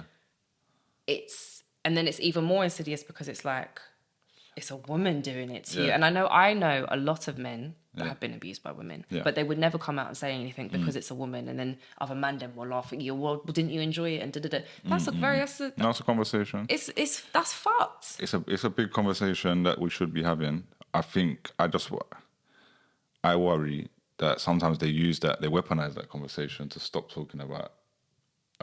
Really? Yeah. I see that happen a lot. They're like, "What about men? What about men getting assaulted?" I'm like, "Okay, that's fine. We can talk about that, but I'm talking about this right now. Why are you trying to stop me?" I think abuse is abuse, and I think so. I never thought about it in that way because Because I'm like, no, but even if I hadn't been abused by a woman, I'd be like, bro, like talk to me about that. Yeah. What the fuck? Like that's not okay. I spoke to my brethren. I'm not gonna say his name, but I spoke to my brethren the other day, and he's telling me about certain things happened to him, and I was like, well, when you're ready, me and you can go down to the police station. I'll hold your hand, whatever you need, we can go do that together, because that's not okay. And if that person is still alive or still in this country, more for you. Do you know what I mean? Like, because you've been taken into care, do you know what I mean? Like, things have happened. There's evidence to help your case. Do you know what I'm saying? Yeah. It's fucked. All right. I want to ask you about. Do we have a time frame on this? Are you going to tell me to stop in a second? Not really. I mean, in my head, we would have gone to about here, but it doesn't matter. We can go as long as we want. Because I want to just ask a few other things, right? And I feel like I want to make sure you get out anything you want to talk about and say, right? Okay. So I want to ask you about, when you made the decision that you're going to go to the police and actually take these actions as an adult now, but I don't want to rush to that. And if there's anything else you want to talk about in your experiences, any parts of it, but I don't want to push you either. Do you know what I mean? So whatever you want to address. I would say I was doing a job in 2018, and one of the guys, he walked up to me while I was on the phone with my ex. And he started to undo my trousers. And then I was like, what the fuck are you doing? He's like, tell your boyfriend I'm undoing your trousers. I reported that. I was on River Island, the headquarters. I wrote a statement immediately after it happened. I contacted my work people and I said, this is what's happened. They did not tell me to go to the police. They said we're going to get a mediator involved instead. Wow. Yeah, I've got emails to the head of River Island where I said, can I have the CCTV footage to prove X, Y, and Z? They said unless the police are involved. But obviously I'm still like, I'm fucking traumatized. You know what I'm saying? So I'm doing what I think I should be doing. Well, really, I should have just gone to the police immediately after it happened. And nothing came of it. When, as a matter of fact, 2 months after the incident, I'm at home. It's August. I'm on the bed, and I get a phone call from the mediator, and she says to me, "Well, is on the spectrum, so I'm sure he didn't mean it. And you've been abused so much that you're probably just you're over whatever." Wow. And I just sat there and I cried and I cried and I cried and I cried and I cried and I cried and I cried, and that deflated me again. Yeah. Then when the relationship that I was in, his uncle would come around sometimes and he would like kind of fill me up and make comments. And my ex would tell me, it's because of what you're wearing. Yeah. It's because of what you're. I'm like, oh, he's from a different time. So I'm like... So he's now trying to use that maybe to control what you're wearing. No.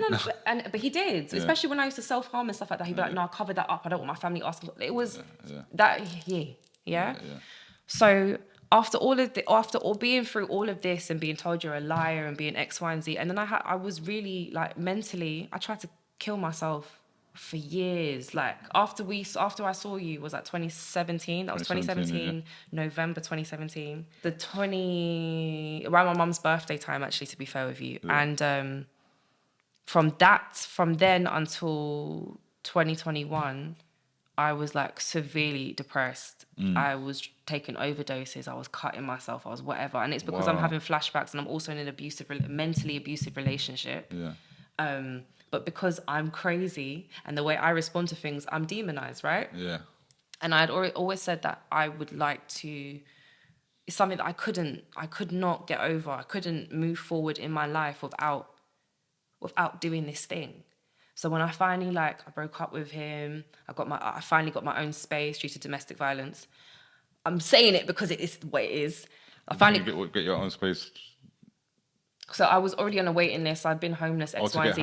Yeah. But they moved me out because there was a domestic violent incident. Yeah, as they should. On October the 19th, 2019. But I digress. I'm now in my house, and I'm like, I finally feel peace and comfort. This is my permanent space. Yeah. I don't have to. I didn't get pregnant to have this space. I didn't. You know what I mean? I went through. Like I said, I ran away when I was 17. I've been through the ups and the downs, and I was like, girl. And then I started getting therapy, MBT, mentalization-based therapy at St. Anne's. I don't know if I've heard of that before. What MBT. So have you heard of DBT? No. Well, so there's DBT and MBT. I feel like I know about therapy, and I don't. Yeah. So MBT was developed at St. Anne's. Yeah. Like down the road, St. Anne's. Yeah. And it's like usually for people that have a personality disorder. Okay. So I was diagnosed with BPD in 2018, which is like you have to have like 5 out of the 9 things. I think I had all 9 of them. So like abandoned. Borderline. Yeah. Cool. So where like my emotional regulation, like I could hold a conversation with somebody, but there's people weaponize certain information, and I'm tripping off now. I'm bad, and X, Y, and Z, blah blah blah. Okay.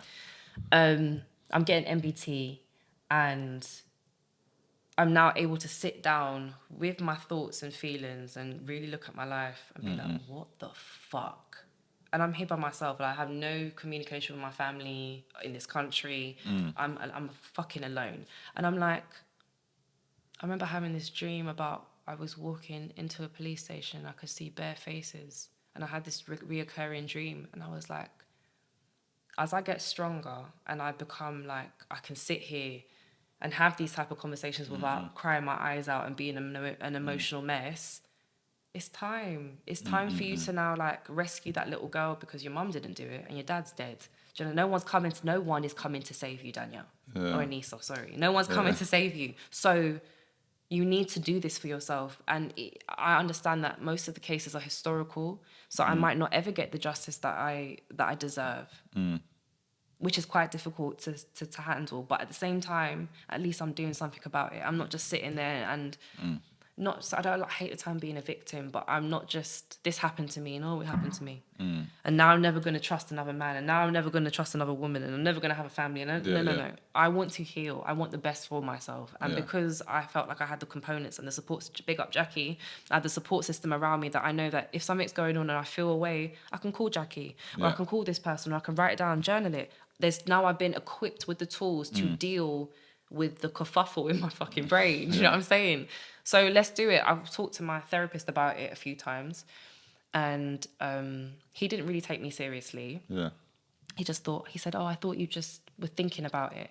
And I reported them March 20, could have been March 23rd or 24th, no, 25th and 26th, 2022. And since then, for the last 2 years, I've been literally in and out of, I want to say, the police stations doing VRIs. And it's fucking grotesque. And for that reason, I've actually isolated myself a lot more from people. Okay. Because it brings up a lot of stuff, and it brings up like more things that I've got to work through. And I'm okay with that, because I'm happy to work through them. But if that answered your question. Yeah, I mean, definitely, man. Look, firstly, just well done for doing that and getting yourself to the point that you feel ready. I don't know the right things to say and ask, if I'm completely honest. You can ask whatever you have to say. Anything's all right. What I wanna I guess, how do you feel? I know it's not a nice process in the police station. Are the police that you're dealing with you correctly? They are now. Yeah. Okay, good. They are now. It's the same case that I just referenced. When I did the interview, the police officer that interviewed me, it was a man and a woman. He sat here, the woman sat here, and he said to me, "It sounds like he was just flirting with you." Wow. And that's on record. Yeah. And I remember feeling so incensed about that. Yeah. A company called Gallup, so when you have reported these things, the police will then contact social services. Social services will then signpost you to different agencies that can rape survivors, all these kind of things. And either they can provide you an ISFA, which is an independent sexual advisor, and provide counselling in the times. Obviously, it's a bit iffy because there's rules and laws. You're not allowed to go, if I'm right, correct me if I'm wrong, but you're not allowed to sometimes do counselling to do with the incident because you might be coaching you to speak in court or something ridiculous like that. It's more like if you share this confidential information, they have a right to get the notes from. But there's laws about it, but it hasn't really affected me, to be honest with you. Well, I guess you've been doing your therapy before that and come to I've this done a decision. lot of therapy over the years. When I was first homeless and I was living in one of the hostels in Albert Street, I had to go in order for me to be housed. When I was going to it's down the road from here, actually. Oh my god. Oh yeah. New Horizon. Yeah, I know what you're talking about. New Horizon. I used to go there. I might have to shop that bit out so they don't know where I live. But yeah. Sorry. We'll leave it all in. I'll just beep it. Okay, yeah. So New Horizons. I'm so sorry. That's mine. I used to go there all the time in the mornings to yo, I'm homeless. Can you lot house me? And they're like, unless you are pregnant, you got a drug addiction, or you're mentally impaired, we can't help you. And I was like, bro. Trust me, yeah. Bro, please, I'm just trying to study and I don't want to live with my mom. House me. Like I said, my life was fucked growing up in it. Yeah. So I've always had to be in and out of these kind of systems of agencies, if that makes sense. So I think that's also partly why I'm a little bit more knowledgeable than the usual person or the layman. But the police they've actually been really helpful. And I think having my ISFA has been really helpful as well because I've said, these men will just show up at my house whenever they feel like it, the police. Or call me at 12 o'clock at night, or call me at 6 o'clock in the morning, or call me whenever, and then be like, oh, we just want to talk about this thing. And I'm like, it's too much. Yeah. It's too fucking much. But they work on shifts. And they just want to get the information right now, and they worry you're going to change your mind. Before I came here, I received a message talking about, oh, could you send me X, Y, and Z? And I'm like... Yeah, no, they're intense.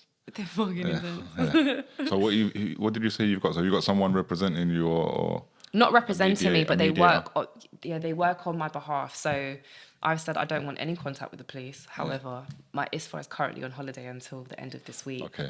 So they've had to contact me. Yeah. But it's been difficult to even get that because there's so many cases. It's been very difficult for this one person to manage and help and be an advocate for me.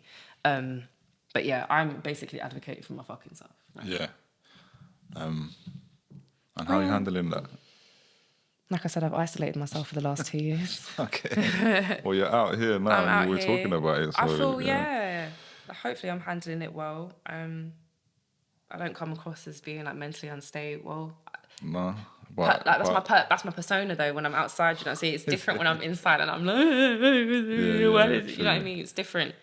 But listen, the show must go on. At the end of the day. What you're describing that you've gone through, obviously, is going to impact mental stability. I don't think most people are mentally stable for one reason or another. So I think mental health is just something we have to look after. And it sounds like you've gone to a lot of therapy. You're making decisions to help with all of that. I guess it's hard for you to know until it gets there. But what do you hope is the end kind of goal of all of this? And I guess I don't just mean someone being convicted, because as you said, you don't think some of them will. So what kind of closure do you hope it gives you, I guess? It's a very big question.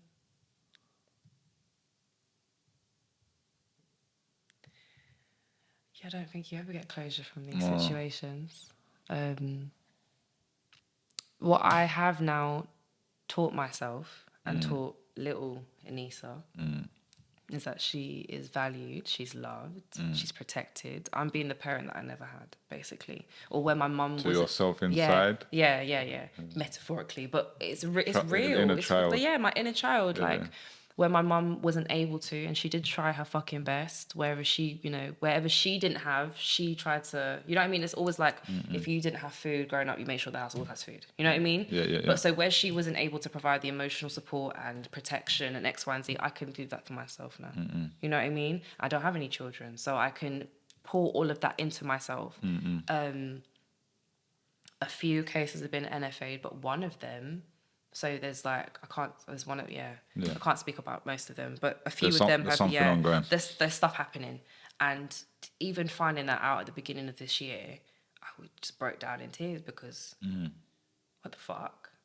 You know what I mean? Like, it's this, and this is my family that's done this to me as well, which makes it even more crazier. But it's like, have you had any kind of consequences of that within your family? I literally don't. You don't see me at any function. Yeah. I'm not at any function because for a long time, especially like one particular family, my mum used to, even though she knew that something had happened, she still had us every Christmas at their house, every holiday at their house.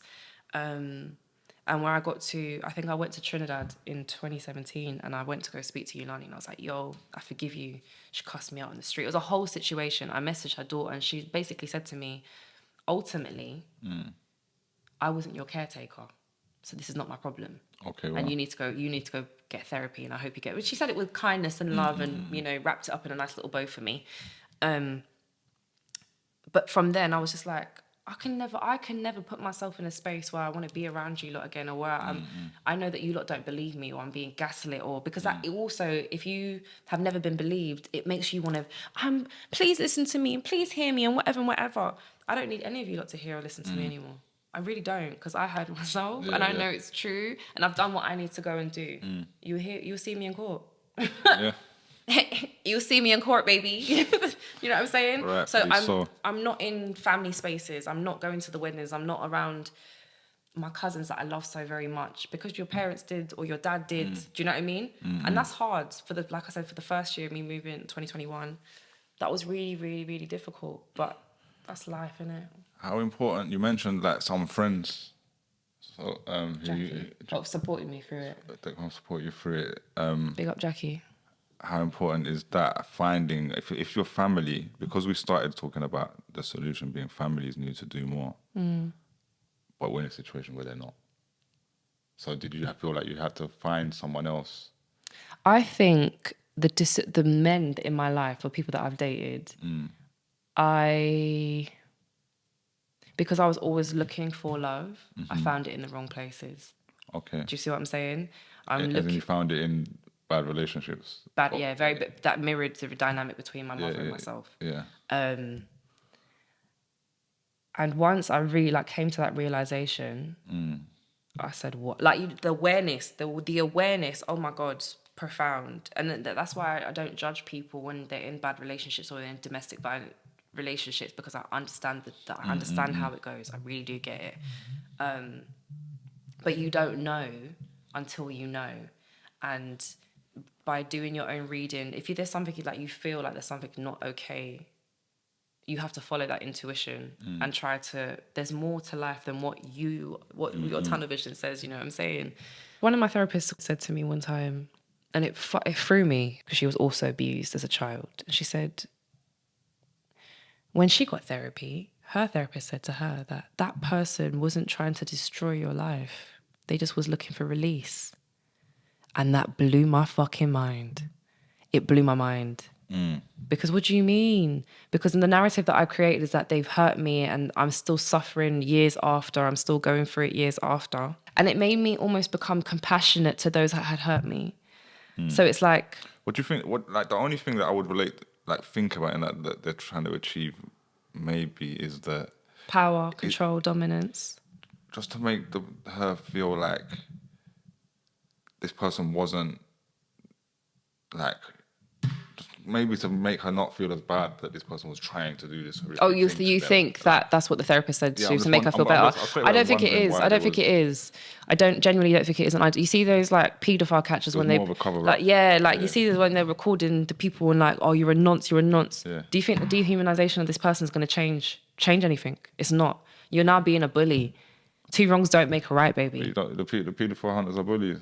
I don't think that I think the way they go about it, Pick them up, man. the way they go about it, and there's somebody that has been abused, and I have compassion for the person. Not for the person, but just people are fucked up. People have been through awful things. I'm sure the people that have abused me have also been abused themselves. Yeah. Do you understand? And then it's not okay that I am the person that they've chosen or anybody. But something has happened. So I derailed you with that side thought. Right. So you basically your therapist said that she had been told that they were just trying to release, which sounded wild. And I derailed it to maybe they were trying to make her feel like this thing that had been done, what had happened to her, wasn't so much of a malicious attack. But you're saying it made you nothing feel... is personal, right? Maybe. You see, when people say nothing is personal, like, oh, someone Joe Blogs down the road had an attitude today, he might have just found out his nan's just died or whatever it is, and now he's being a dick to the fucking coffee assistant. Nothing is personal. So you said it made you feel mad. Sorry for them in some way. At the first instance, it didn't make me feel sorry for them. It made me feel fucking grotesque, and it kind of shifted and imploded the narrative that I had in my head that this person, because in my mind, it's happened to me so many times. Obviously, I'm not worth anything. No one loves me. No one cares about me. I deserve this because at a point in time, my mum went to me. I was like, "You asked for this." Fucking crazy.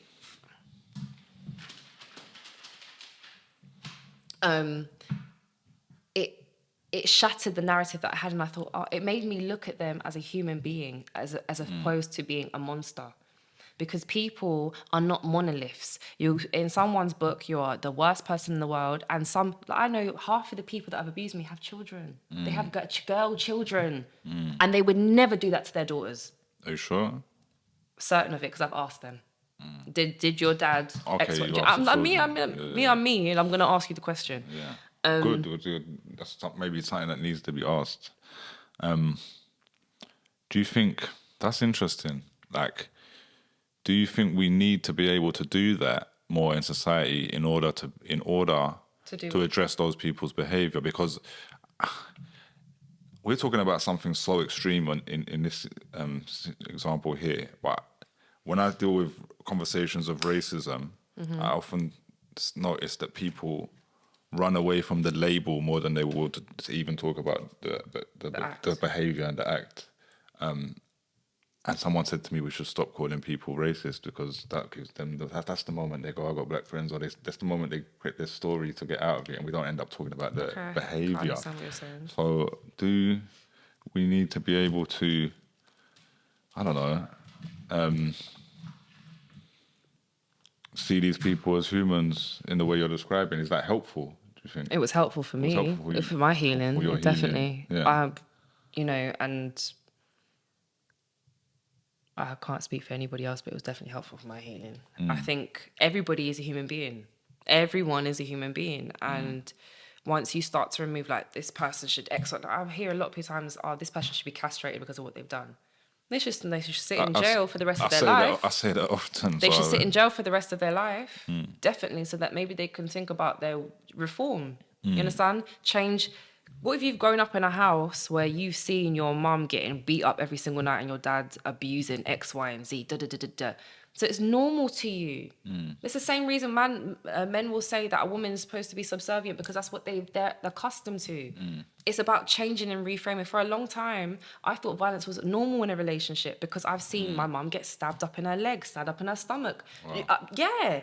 I remember coming back. We went out as a family, and I don't give a fuck. I really don't.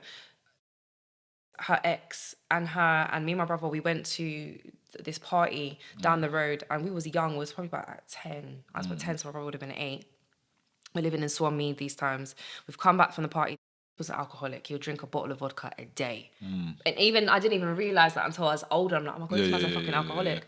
I can hear my mum screaming from upstairs talking about, he's trying to rape me, he's trying to rape me. I've gone upstairs and he's got a fucking scissor to her neck. Wow. I confronted my mum about that a couple of years ago. She said it never happened. You're lying. You're fucking lying. So you... And again, protecting, covering up even... Because she probably doesn't even remember that's happened because she said and done so many things, or we've been in such precarious situations that you don't remember. Now you're calling me a liar. But bitch, I remember. What the fuck you mean? You understand what I'm saying? So it's like... People are human beings and they've got demons and they've got problems, and everybody just needs fucking help. Everybody just needs love. Everybody on this planet needs love. No matter what you've done, you just need love. Whoa. I swear to you, I kid you not. I swear, it's making me emotional even saying it. It's strong though, what you're saying, because you're explaining some very serious things. Yeah. And then at the end, you know, I'm sitting here thinking, how do I... Like, I don't want to stop this conversation. Yeah. Because I don't know... How do I round it up? Like, it's like, how do we, and it's like... Then you're kind of coming to the point that even what they need, maybe not, it doesn't necessarily mean from you or us. But not from me, bitch. You ain't getting that from me. They need love. Is the solution for them too. Do you know what? Have you seen 24 Hours in Lockup or whatever it is? I don't think so. It's like, I think it's on Channel 4 or something like that. My friend, big up Shan, big up She Braids me. Yeah. She put it on. She puts it on a lot, but she showed me the show, and I always think it's really interesting when the police interview a suspect, the care that they deal with them. And I thought, like, you know that this person has killed somebody or shot somebody, ran them over, done whatever it is that is like unspeakable. And they come into the police station and they treat them with utmost respect. Only because obviously it's part of their job. They might feel their own way, but they have to because it's their job. And I think that right there can change somebody's life by just treating them with care and with love. Honestly, I'll die on this hill. No, I can't work with you. I mean, I am very emotional about certain things and feel like get aggressive or whatever in response to certain things. And I think, castrate, all this kind of stuff. So I have those thoughts, but I can't, when you're breaking it down like that, I can't dispute it. But it was interesting, you did say you had one experience at least of the police not being so welcoming to you while you're explaining something as the survivor in a situation. But that's also because of how he thinks. And so I can only imagine what his life is like. I can only imagine what's going on in his personal life or what he's allowed around him, or he's seen the fellas, beat up his missus on their fucking Friday night. You know what I mean? Like, well, that's the danger, because we're talking about this as a societal issue. The police are people too. The police are people too. Rapists are people. Like, there's loads of stories recently about police committing these crimes. You see the one recently about the black guy that he was raping kids. He tied up this woman, tied her, put her in a car, she escaped and she called the police and what have you, but he was already known. The feds already knew that he was being suspected of doing stuff, and he was still a police officer. It's fucking crazy. So the police have a no snitching policy for themselves. So it's like we're fucked when it's like built into every part of society that we think like this. We try to protect those around us that we love, and when you say the truth will set you free, the truth will set you free. I swear to God, I feel the lightest I've ever felt in my entire life. You come into terms with the truth. Yeah, or just talking about it. Like, why am I going to sit here? I might get, after this comes out, I might get a couple emails because they can't call me. And, I heard you was talking about me and da-da-da-da-da-da-da-da, because that's what happens. Yeah. Go suck your mum. That's my favourite term. I got told I'm unprofessional for saying that on a podcast. No, go suck your mum. I said, who told you I'm professional? And suck your mother. No, because it comes like, okay, we all need love, but also I'm not gonna not talk my truth to protect you or to protect the idea that or the image that you've created for the rest of the world. Like, I think that's why people used to get onto Lauryn Hill so much, because if you listen to her interviews, and she talks about this exact same thing. Tell the truth. If you listen to MTV Unplugged 2.0, she speaks about it. She's like, I had to be real with myself. Tell the truth about who I am, the things that I've done, the places that I've been, the things that I've seen. I'm not protecting any of you anymore. First and foremost, because no one protected me, but also the more I talk about it, I could be the little girl that might be watching this, or do you know her mum? Something could happen. The little boy that's watching this might be like, actually, I'm going to call the police because I know my aunt's been abusing me. Do you know what I'm saying? Like, we're here to help each other. Each one teach one. Stop trying to protect this and protect. Let's talk about it. Let's fucking talk about it. All right, so that brings me to another question I want to ask everybody. And it's, do you think we have a responsibility to take social action and speak on social issues as all people?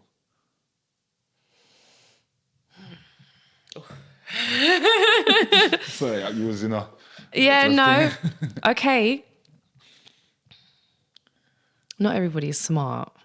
That's a good point. It is a good point, because if you're not, I've said this before as well. Because like, if you don't have enough information, like there's certain things I wouldn't speak about, because as much as I might be passionate about it, I don't have enough information to come and sit in a space and be like this, or sit in Oxford and have a debate about this particular thing. That might not be where I'm at, but I have ensured that I have equipped myself with the correct understanding and knowledge and wisdom and X, Y, and Z in order for me to come to this, like to sit here in this space, and to sit and go and do multiple VRIs, and to sit in, you know what I mean? Like maybe 10 years ago, I probably could have done the same thing, but it wouldn't have come across as eloquent or in the way that I'm delivering it now. You know what I mean? There's a time and a place for all things. That's what I believe. Time and a place, a season for all things. Yeah, 100%, man. So not everybody. Not everybody, but maybe everybody should. But everybody should learn something. If you're not intelligent enough, you don't know enough. Maybe go and learn some stuff. Because you don't have to. Intelligence is something that's built and developed. It's not you like we're all born not knowing fuck all, and then we go to school, and then we start to develop. And it's like the things that we like, we take an interest and we pursue that, and the things that we don't, we like whatever. But if there's something that you feel passionate about, go do the research and learn, and you know what I mean? And be unbiased research as well. Primary sources. Don't forget the teaching that. Don't research any of this on any Red Pill podcasts, manosphere websites. You know what somebody said to me one time? They said it's actually really good that they watch it because they want to know what's going on out there in the world. And if they watch... Yeah, they actually tune into it just to find out what's going on. I watch loads of it, but I don't think I find out what's going on. I mean, in order for me to look at it, like find out what's going on, I have to really understand what's going on behind the scenes, and that they're actually playing a game rather than just taking their information as gospel. What do you mean? I mean, like if I'm watching Red Pill stuff to learn what's going on, I have to know that I'm learning these guys are doing a podcast with an agenda, know what that agenda is. Yeah, but a lot of people, like TV, when I worked on X Factor, that was a really big shock for me because I was like, what the fuck? When did you do that? Very early stages of my career, so 2016. Okay. I was just doing backing vocals, right? Sick. So they've asked for a choir to come onto the show. We've got to learn steps and whatever, and we do all of these things. You go into the studio space and you're expecting this huge room. It's tiny. There's somebody behind the camera going, all right, everybody, make sure you clap now. It's all planned. Reality TV is not real. It's all produced to create an emotion. That's the whole point of fucking TV. 100%.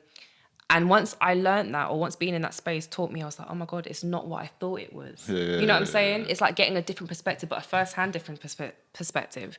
And now being that I have my own career and I'm an artist and I produce and I do whatever and whatever, it's like, everything is intentional.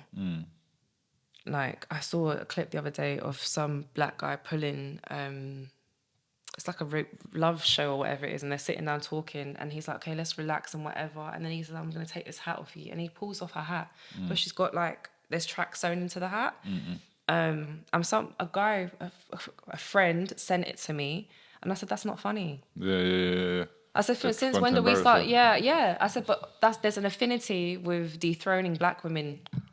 Pulling out their braids, pulling off their wig, and for what? It's everywhere. And there's a reason 100%. for it. There's a fucking reason for it. I shared this post yesterday, right?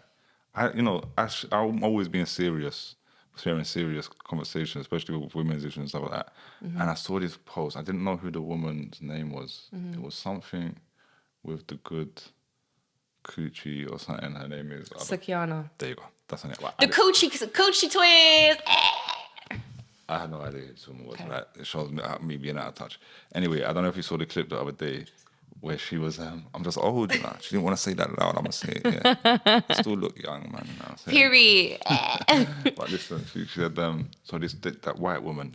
When she's talking about, I'm not a musician. Yeah.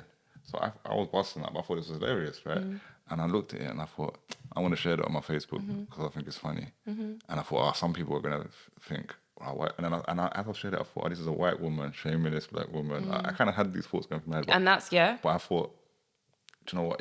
Cool, but that's not why I'm sharing it. Whatever, yeah. And I'm always ready for that conversation when it comes. So I just shared it. Oh, this is funny. I said, I don't know who this is, but laughing. Bunch of people. I noticed, like, load of people who never interact on my Facebook. I didn't even, oh, you're still here. They just all jumped in, all to laugh and shame this woman. And I was just like, oh, you guys never say nothing. When I'm here talking about, listen to black women and stuff like that. Nobody wants to do it. You ain't saying nothing, but now you've seen this one video of this white woman shaming this black woman in this video, yeah, or a woman being shamed in general. You're all like wanting to come and get involved in my post, and yeah, I just found that very interesting. So then I made a post about that. And they were like, "Oh, you trapped us." Yeah. But that's really how things. I think that's how things are. I tried to say the same thing about somebody actually said that follows me. There was like, that's a reach. He didn't know that the wig was, the hair was in the wig or whatever. And I was like, but it's reality TV.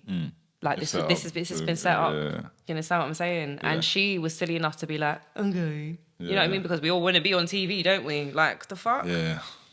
It's dumb. I'm so over it. Like, even you remember back in school, I don't know what school you went to, but like in school, I remember like if they pulled out a black girl's hair, say a black girl, but if a girl's hair, her braid fell out, they would take pictures of it. It'll be on Facebook. Yeah, they're laughing at her. Remember, I'm old. There was no Facebook when I was at school. Yeah, oh yeah.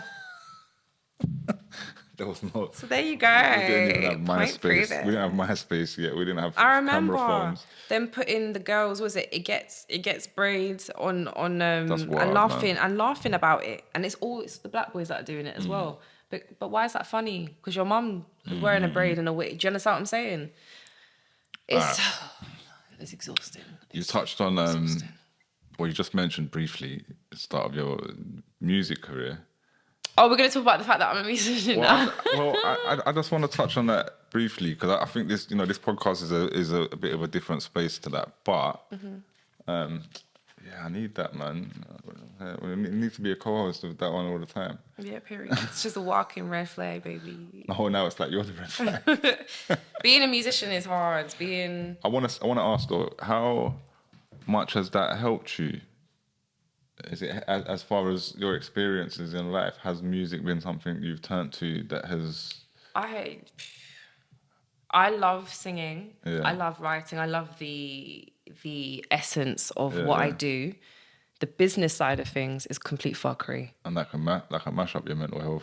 That it did. Because I was like, it's like, I'm doing so much for people to see me and they just don't give a fuck. Yeah. And I was like, that's like the microcosm of my life. I'm like, hey mom, look at me, please love me, please validate me, and you're just not. I'm like, I don't give a fuck anymore.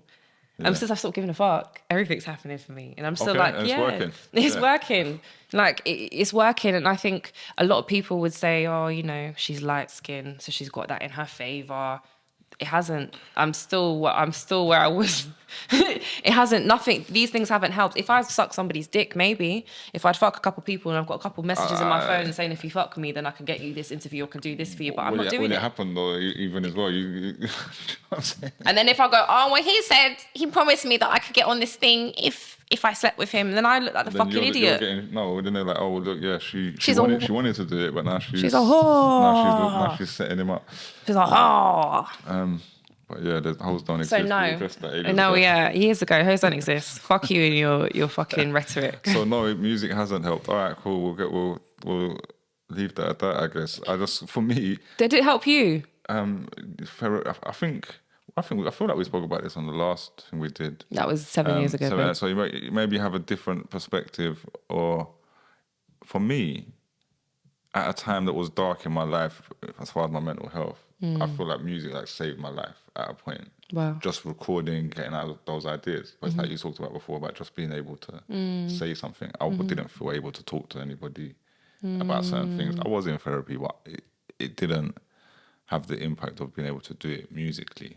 But I think actually after that, there was a big deflation from it. I put that music out, didn't really push it, didn't really do what I would have wanted to do with it. And now it's like, I took all them videos off the internet. I'm like, Why?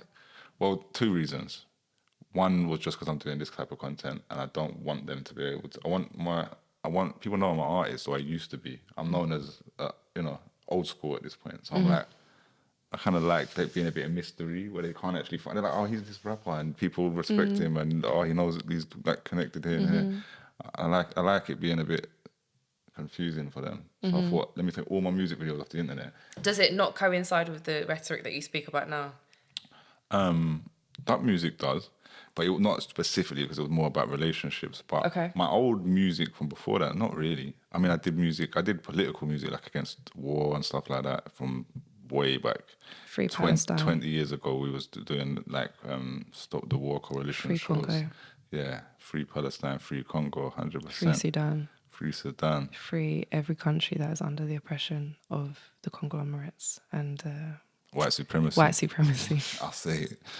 You know what I'm saying? But yeah. So I've done that at times, but mostly I just rapped about life, street shit, and whatever. Yeah. I used to bag up food. But not like the rap that came later. Not that gangster. I don't not bag gangster up rap, food. Not gangster rap. Yeah, bagging up food a little bit, but Chopping it up every day. I don't know why. Sorry. But no, I never connected those two things. But that's not why I took down the music. I just took it down because I wanted, when people search my name, that they find this. I just want them to find this. I don't want them to find that's this. fair. That's fair. Yeah. That's fair. But then the other day, right, I put one of the songs back up. So you'll go and find out on the page if you're watching this and you want it. But because I got all these racist people on my page. Oh, now you're trying to be black. Yeah. Yeah, so they're like, I don't know if you saw what I posted, but they're like, it's loads of comments like, oh, you're trying to be white, you're trying to be black. So I got this music video done that's a bit like Afro beats. And I shot it in Gambia. And I'm wearing like The whole like, African, yeah. like Traditional I don't know attire. what, it's a t-shirt, so I don't know what it's called, and a hat matching it. It looks banging. So I'm like, second verse when the beat drops, I'm just wearing a black t-shirt for the first one, and then cuts and I'm in this outfit and I'm there. It's like a love song. I'm with there's a girl in the video, black girl. Black. Yeah. And I was just like, you know what? I'm putting that video back up. So Yeah, no, I when would. So when these people go, oh, he's trying to be black, they click on that.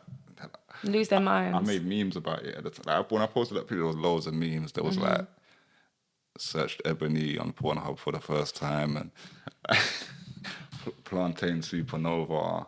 I love that. Plantain supernova. Not plantain, plantain. Plantain supernova. Yeah, it wouldn't rhyme with champagne. Okay, right. Yeah.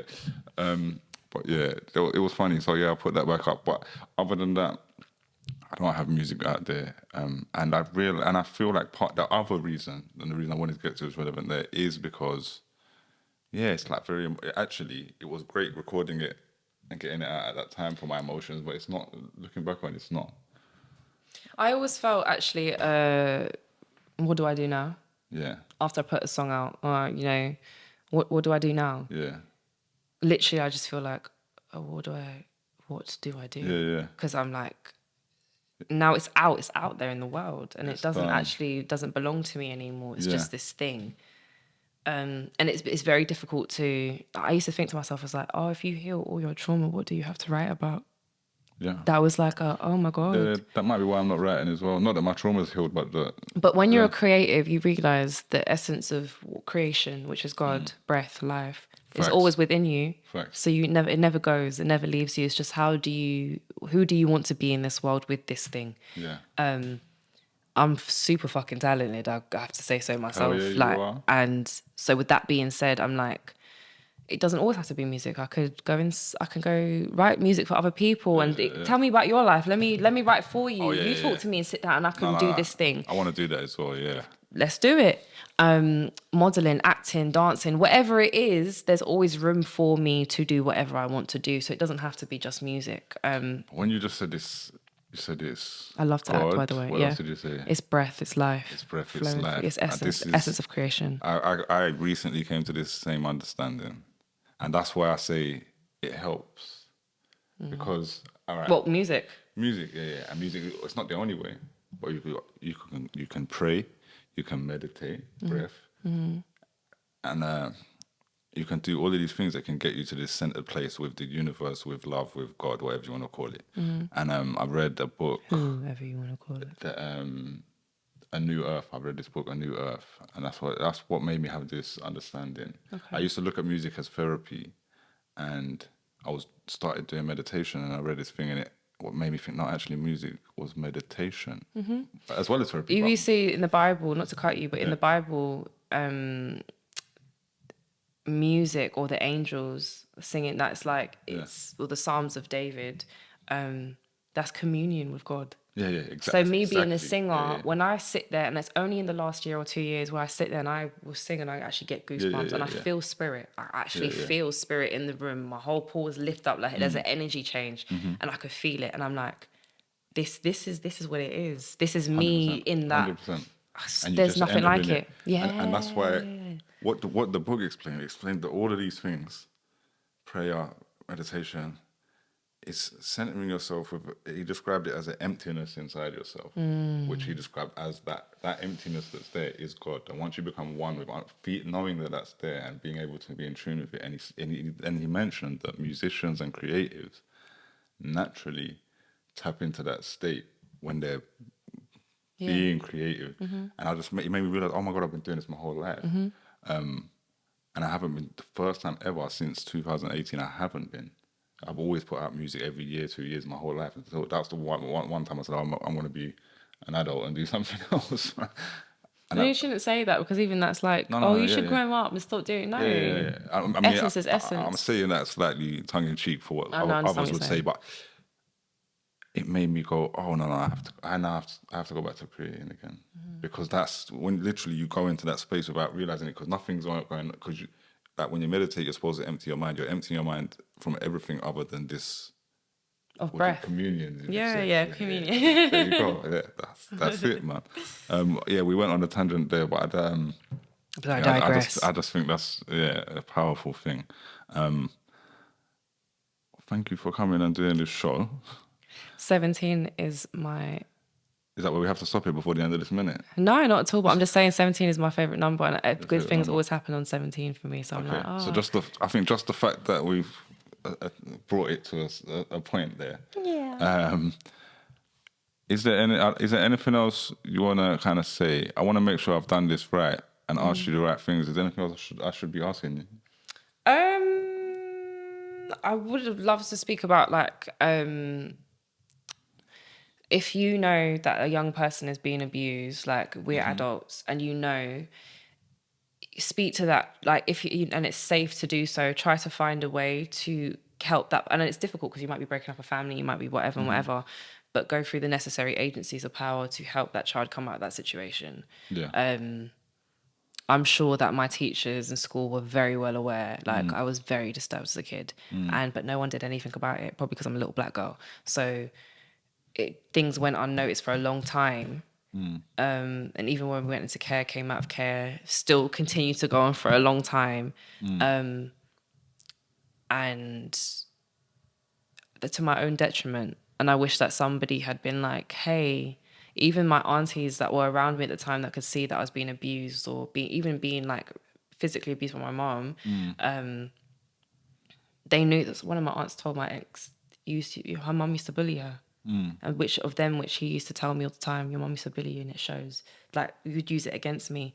But you knew that I was getting bullied and you didn't do anything about it. Yeah. That's fucked up. Yeah, 100%. So we all have a response. For children are innocent, they're pure, and they need the support of and love of people around them that truly genuine. If you know that you don't have the fucking capacity, that's all right too. but find someone who does to help this young person. Do you know what I'm saying? That's one thing I would definitely say. Yeah. Would you have any advice for young people or even older people who've had these experiences? If you've been abused, go to the police. Report them. Just report them. Yeah. And it will be a difficult process. Something you might not ever get justice, but you are letting yourself know that you matter, that you are valued, and that what happened to you wasn't okay. It was wrong. And I just feel like at some point where I'm completely through this process, I will be opening like my own foundation to support people to do those things as well. Fill yourself up with positive things, toxic positivity. Like, you can sit there and still be sad. Two things can be true at the same time. Do you know what I'm saying? Don't be like, oh, everything's going to be okay, because it might not be. No, it's not. It's only going to be okay if you go through the fire of self. Like, what happened to you wasn't your fault and your responsibility, but it is your responsibility to heal, right? So that you don't bleed onto other people. And yeah, that's what I would say. Yeah. R.I.P. Tupac. You know what I'm saying? That's why I fucked your bitch, big fat motherfucker. Take money. Take money. As a staff record label and a motherfucking crew. Hey! Thank you, Aneesa Marie. Where should people contact you or anything like that? Anything Aneesa Marie. So first and foremost, can you please follow me on Spotify? Because I make wicked music. Like, I'm actually lit. Man. I do. She's fire. Thank you so much. As Alpha November, Echo, Sierra Alpha, Mother Alpha, Romeo, India, Echo. Did you ever work for the police? I have never worked for the police, but I was studying law for a long time. Okay. So I just knew that. And also, when you have to fucking talk to as many fucking people, it's just one of those things. I'm a sponge. I pick up everything. So all good. Yeah. Not you. You're trying to be like, are you working for the police? Shut your own mouth. No, we've been pro police in some ways in the show today. In a for protection. Yeah. I'm not. Please not try and make a meme clip out of me saying I'm pro police, but anyway. And they hate you so much. And they will do that. Oh no, them guys that hate me, they're already pro police. They're like white nationalists. Okay, right. The same ones that are beating up their missus every Friday night after they come back from the fucking football. Wankers. Fucking John, you're a fucking wanker, mate. You're a fucking tosser, darling. You're a prat. Fucking prat. Spotify, follow you on Spotify. Follow me on Spotify and find me on Instagram. I'm trying to get on TikTok, but I'm like 30, so you're gonna need to get on TikTok so I can tag you in some clips. Yeah, no, I'm on TikTok already. I just don't use it like the young people, and I'm not fucking. I'm gonna be real with you, right? What are you putting in? I'm doing the dance that they do. Oh, you know when they do their side thing. I don't know what this is a big segue that's irrelevant, but TikTok lost loads of their music rights the other day, so I feel like TikTok's going in a different direction. I don't even know what that means because I have a life and I just... Listen, I don't use TikTok that much either, but what I want to tell you about it is that I recently just started uploading the same clips I upload to Instagram and the shorts that I upload to and it's just YouTube. Doing... And I just throw the same ones up there. And I hustled it for a while because I was like, people say, you should go live on there, you need 1,000 followers. So I hustled my 1,000 followers. And then I never put any content just for there. And the one thing I have noticed, I get nothing but hate on YouTube. Like, shots. This, I will hope that this video won't really get attacked like that because it's me and I'm pretty. Yeah. I'm pretty, apparently pretty privilege gets me places. I don't know. It might make it worse with these incels. I know. You stupid fucking bitch. Die! No, but I'm saying I'm not going to frame this video as something to wind them up. Oh, okay. Thank you. But because you care, I guess. Yeah. I want it to be received the right way. And I will communicate with you about how we do that. So it goes across however you want. But what was my point again? TikTok. I get all this hate on YouTube. I can post the same clip on TikTok and they show so much love. And there's women on there going, oh my God, he's right. Oh, I just want to suck his dick. Oh my God, what am I going to do? Not that far, okay. You know what I'm saying, but that's more Instagram. But because it do be happening, girl. It took me. Don't hide your face. You gone red. Yeah. Well, it's what it is. I'm saying Oh. white people problems, but I'll go red too. Don't worry. There you go. But no, they do, Dare and you there's all there's like what was you gonna say I said I dare you to say something. about what? How about you said white? He went, oh. I said white. You said white people problems. I said I'll go red too. You went, oh well. I said, no, fair enough, innit? And I'm Yeah. saying, yeah, cool. I tell you that you should go red, you go red. But no, TikTok. I've got one video that just blew up on there, and it's just women are like, they watch it and they go, oh, I thought I came to the wrong part of TikTok, because they look at me and they see it's about feminism and they think, oh my God, he's going to be a red pillar. And there's so many comments that are like, oh my God, I thought I came to the wrong place. I'm so glad. Yeah. I'm glad You it wasn't look at like you. what you said. So yeah, anyway, I just think TikTok I'm going to focus on it more, and it's working. So Okay. yeah, that's it. Whatever hints and tips and stuff you have to give me, because. Yeah. It's long. Thank you. Long day. Social Justice Warrior podcast, episode 2 with a 6-month or something gap. We're going to do episode 3 within a couple of months of this one. Oh really? Are you just doing them every couple months? No, I'm gonna do them more regularly now. Oh, Do you know what I'm saying? Yeah. Because I'm saying I only did one like proper episode like this. This is the second one. They will become more often, but I do SJW live every week on a Monday at 9 currently, but that might change. And that's where you can shout at me in the comments. But thank you, Aneesa Marie. Thank you for having me. And hopefully this will recorded. I Rastafari, Hail Selassie, Yeah. we're over and out. Yeah.